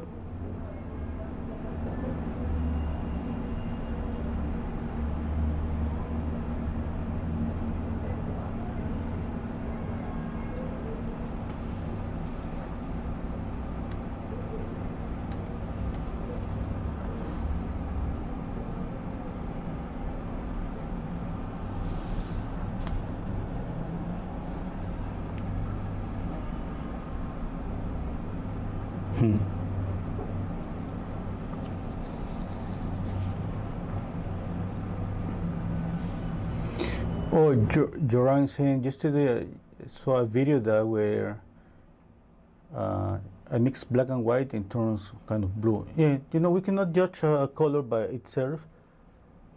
When you mix black and white, imagine that you're mixing. First, black, it has a little bit of blue in it. Every black, you know, it's just like every black. When you mix black and white, we think that we're gonna get a gray, but usually we never get gray. We got a kind of bluish, grayish color, yeah, which is, for me, that's pretty good, yeah, because that makes this palette possible. No, this one, the Summer palette, for example, the Summer palette, which uses yellow, ochre, red, black, and white, it's just like having primary colors.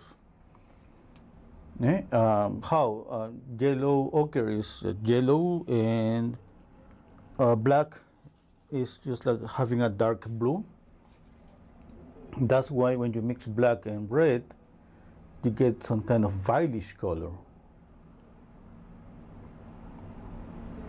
Yeah. And if you surround a grayish color that you got from mixing black and white, or is on an area, for example, that is surrounded by skin colors, it's going to look bluish. I can do it here. That's why we say we cannot judge one color alone.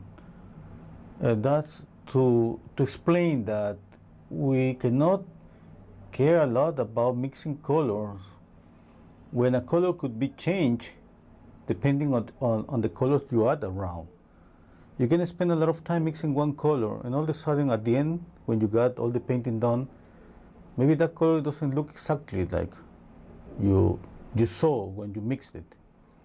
That's pretty normal. For example, you can add a little bit of this one. Let's do it here. Okay, this one is going to look like bluish color, like a bluish color. Why? Because everything around is just warmer, kind of orangey, which is the opposite color of blue. And when two opposite colors are together, closer to each other, and the proportion of one of those colors is more, that affects a lot to the color that is in a smaller proportion on the painting. That means that if you have something that's kind of orangey, but it's in a small portion, and you paint it even with a lot of blue around that orangey color, it could look even a bit brighter. even when it's not. Why? Because blue is doing that. It's creating more contrast.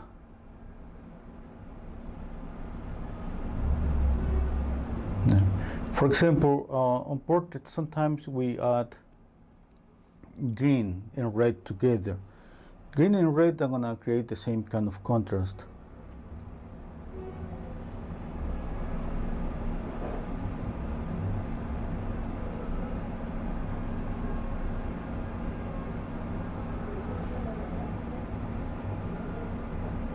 Mixing cadmium red and white,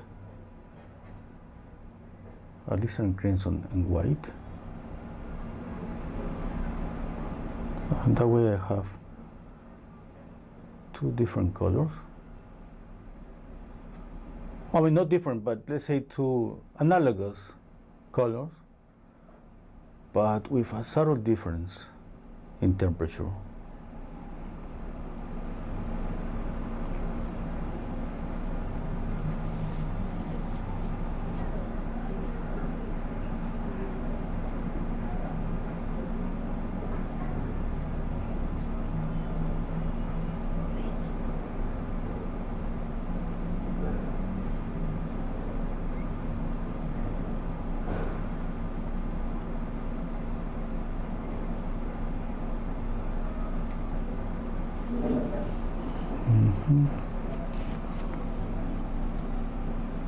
And add a little bit of blue for the hair, some touches, just like that.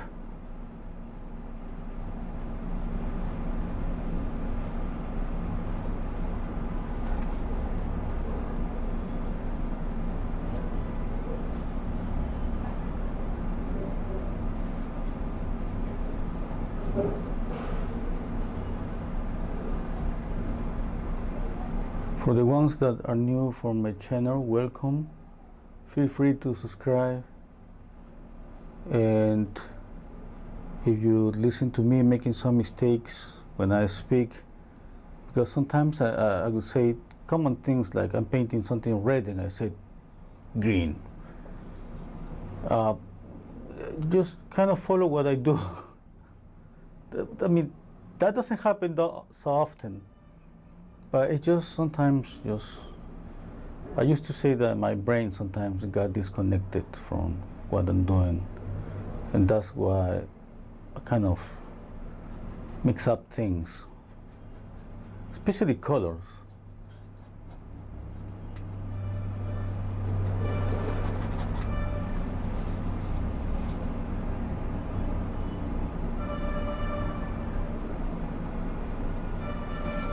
Now I want to do a close-up. Let me see. I gotta touch the screen. Okay, that's too much. I wanted to show the texture. Okay, now here, for example, if I use even softer brushes, you can go on top and get rid of the texture.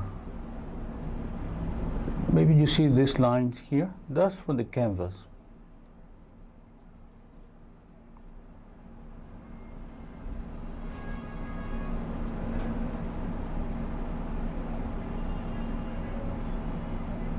The tip of the brush does the work of blending. Now, you can blend everything. You can just keep some loose strokes here and there. You can blend, and on top of that blending, just add more paint, just like that. Okay, and just leave it there or blend it a bit more.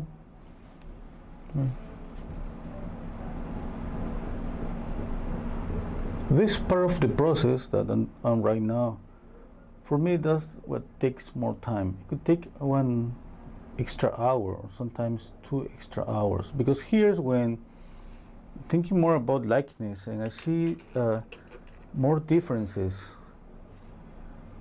and on top of that, I'm going all over the face and thinking if I have this area, for example, if this area here looks like is rounded, it gotta look like it's swollen. It is? Oh no, it's not. That means that something's not okay with values there. And sometimes I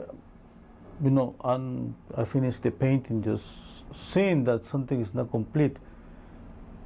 But at the end it's okay, it's just one session, it's one more painting, and painting for 2-3 hours here, and I just feel so happy that kind of I'm done with something that I like, that maybe it's not gonna be perfect, but I like it. Yeah. Okay, a sharp edge here.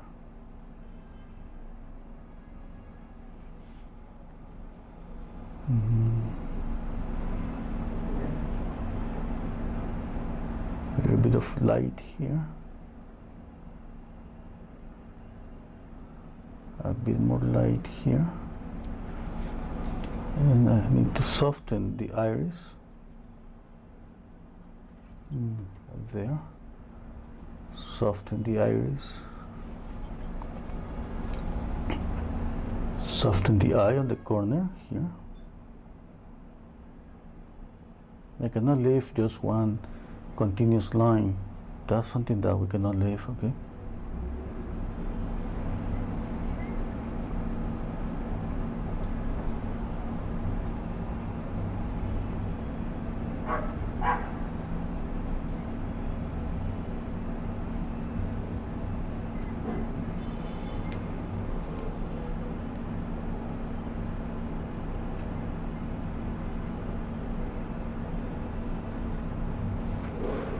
Okay, now yellow and white.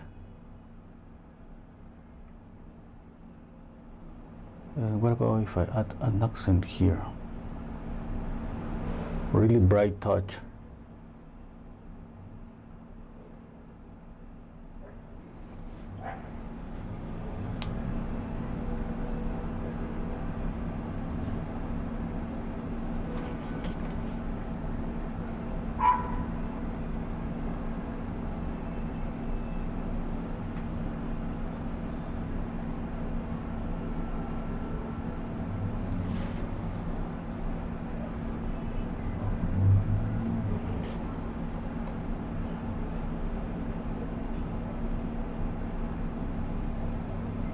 Light on the nose.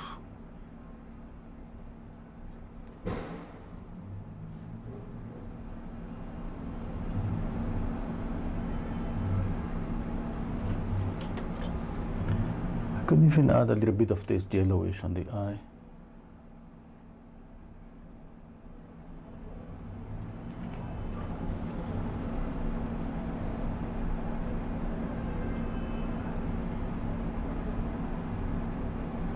I'm thinking about the value here. The lower eyelid is as dark as the eyelashes.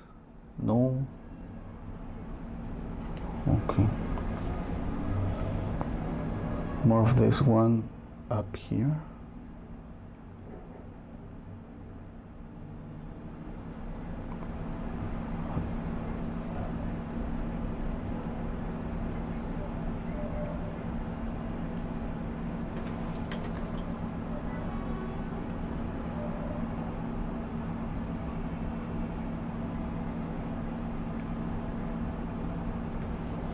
Okay, let me see from the distance.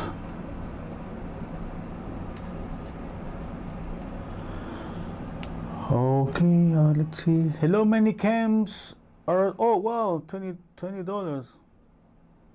Thank you so much. Money is always welcome.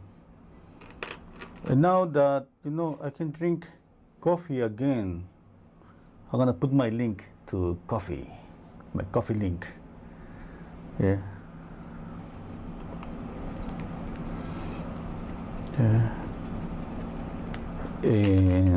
But with no caffeine. I mean, that's not like real coffee, but anyway, I found this Juan Valdez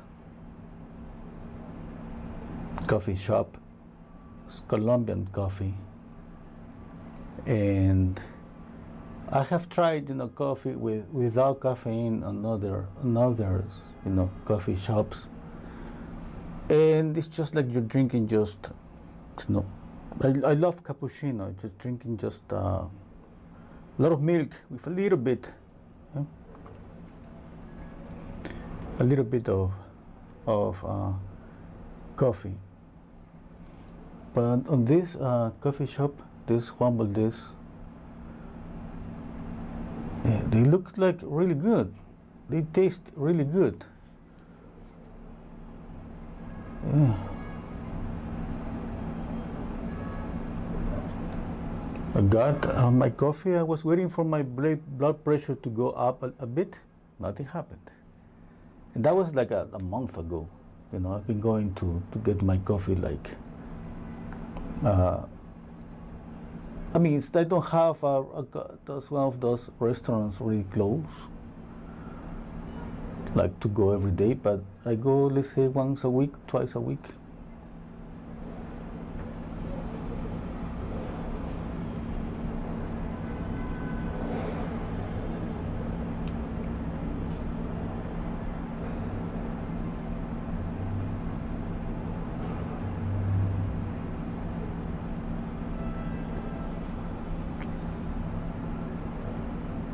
Let's add a little bit of yellow here. Yellow make the colors glow, the light glow. Okay, I need to see. Yeah, I'm gonna soften the eye a bit. Okay, this is too sharp. I like it, but I don't want it that sharp. I just like dabbing to don't mess up my drawing, but enough to get a soft edge.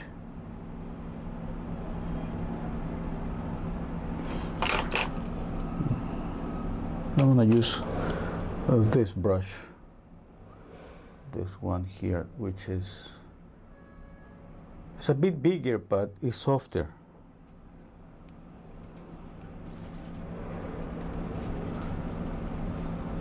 Many camps we look thinner from the last time I saw it. Yeah, I've been losing weight. It took me like a year. It's just so difficult to lose weight. I still cannot get rid of some habits. And if I taste a piece of cake, I'm lost. That triggers, like my not stopping. I continue. Like to lose weight, I gotta go to the gym and kind of get out of any delicious food. And no sugar.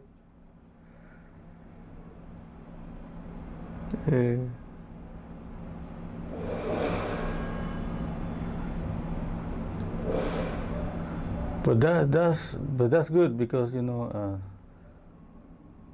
well, it's healthier. I have healthier habits nowadays. I mean, I eat clean. Let's say that I eat clean. That's a lot.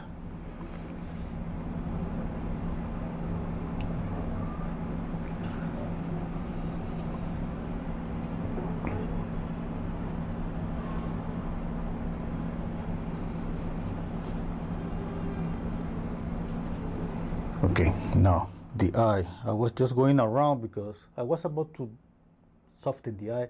I went around just to wait a bit. Now is the time. Pretty lightly.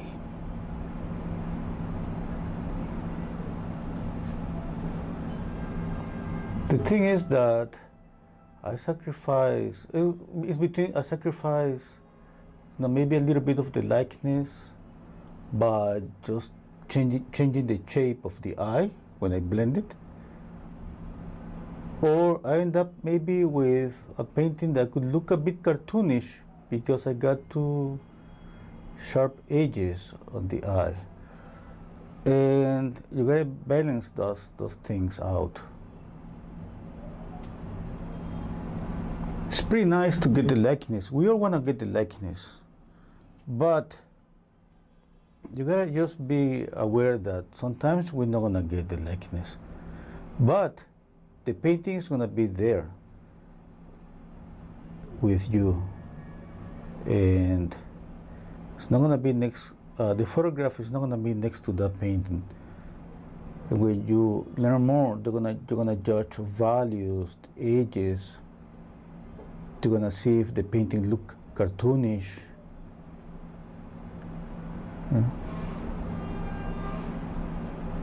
Okay, that's the thing, and to avoid a cartoonish painting, the only way to do it is just to work on edges.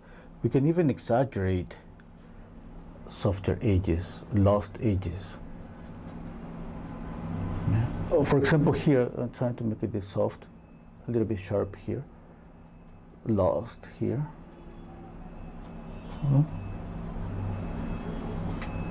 Here too, lost.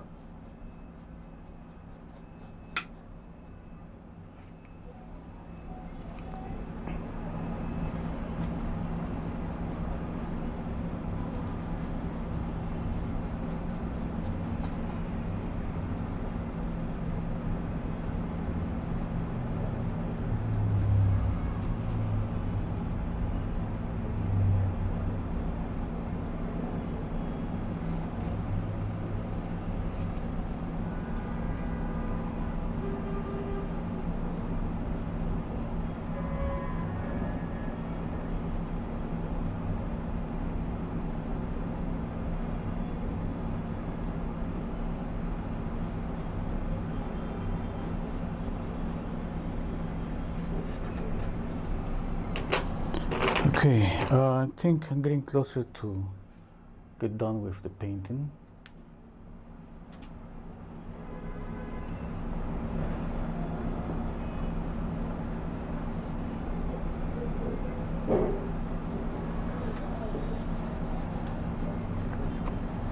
I was thinking that I got a cool background. That's blue. What if I cool this down a bit more by adding this pinky color? What about here too? If I add a pink that is mixed with cadmium red and white, maybe it's gonna turn out kind of brown. And that's why I use alizarin crimson and white.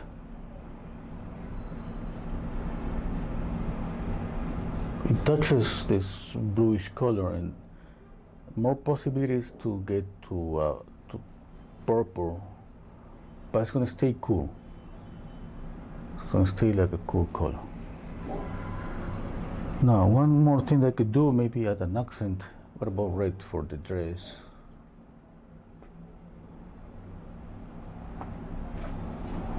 There and there. What do you think?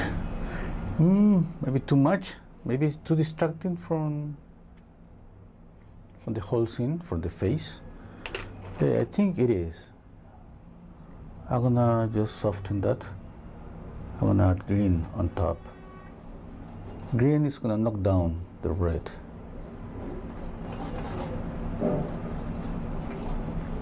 And it's gonna just make it darker. That could be enough.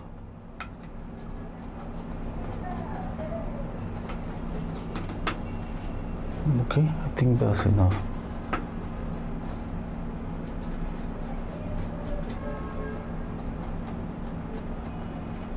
No, the shoulder should be a little bit down. Okay, what about a little bit of this yellow here? The shoulder is, okay, here, kind of there.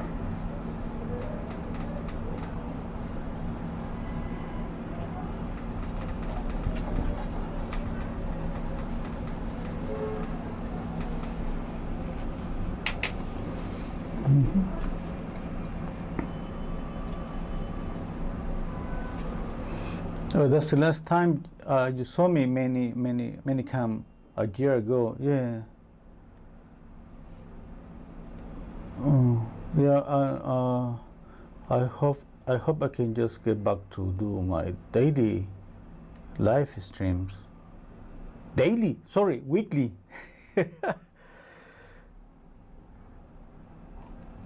Weekly live streams.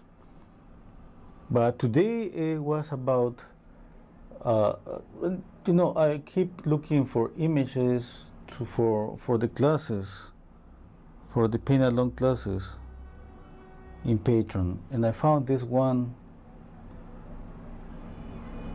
and it's holidays here in my country because the Independence Day is gonna be tomorrow, and it feels kind of quiet. I don't know. It was a combination of everything that I was like, I'm gonna paint this, you know.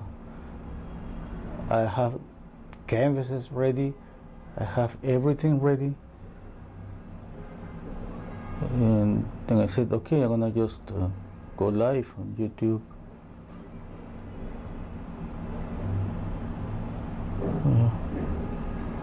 And I'm planning to go live my regular schedule every Thursday.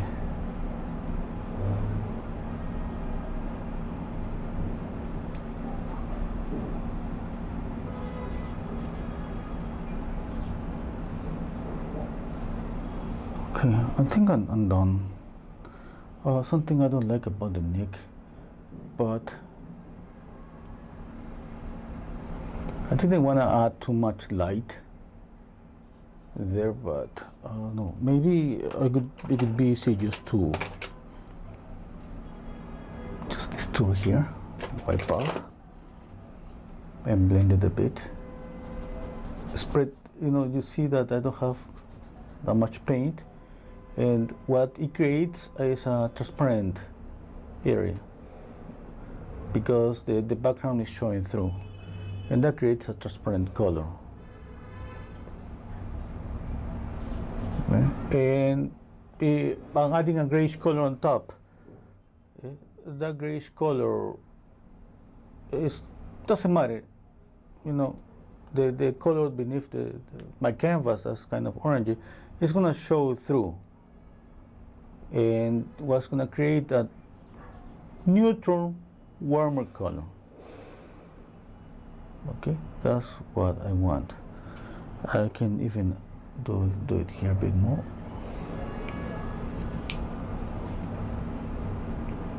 One idea I had that maybe I'm gonna do it, maybe clean it some areas and keep it like a touch of color. You see? What about if I do it here, closer to the highlight? There. No. Maybe just a bit. Not so sure. What about here? Look at this. Kind of I like it.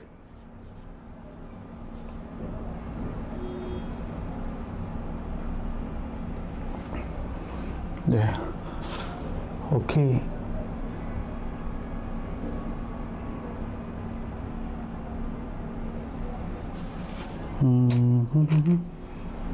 Last thing that I almost forget. I was thinking about adding a light here. I almost forget. Yeah. Too many things to do on a face, on a portrait. Sometimes we lost track. We lost track on what to do. About the irises, I'm not painting irises, but you can do something like this. For example, the light coming from the left, you just add a little bit of light on the right, like that. And you create a little bit of a reflected light. Yeah? Just a touch could be enough. Okay, that would be for today.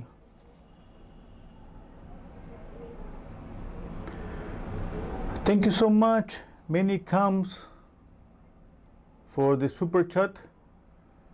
Thank you so much, everybody, for being here with me. I hope you like the painting, and more than anything, I hope you can just paint along with the video. The image is in the description box.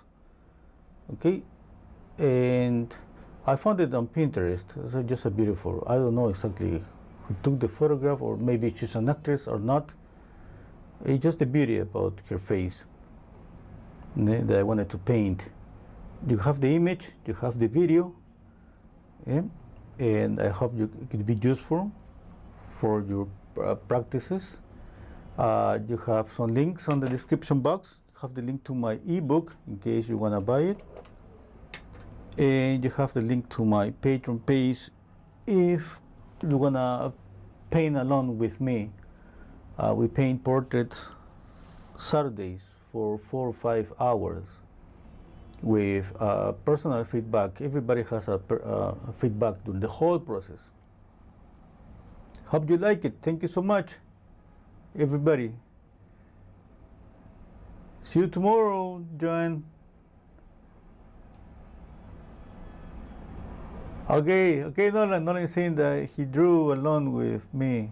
So many mistakes. Just another drawing. Yeah, just good. Yeah. Okay.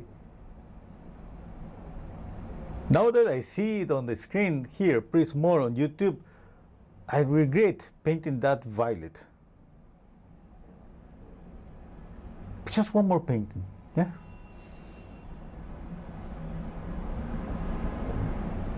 No, I'm gonna just knock down the violet a bit. I kind of I like it, but I would love to maybe to turn that down off a bit, just a bit. Okay, just some gray on top, and I think that would be enough.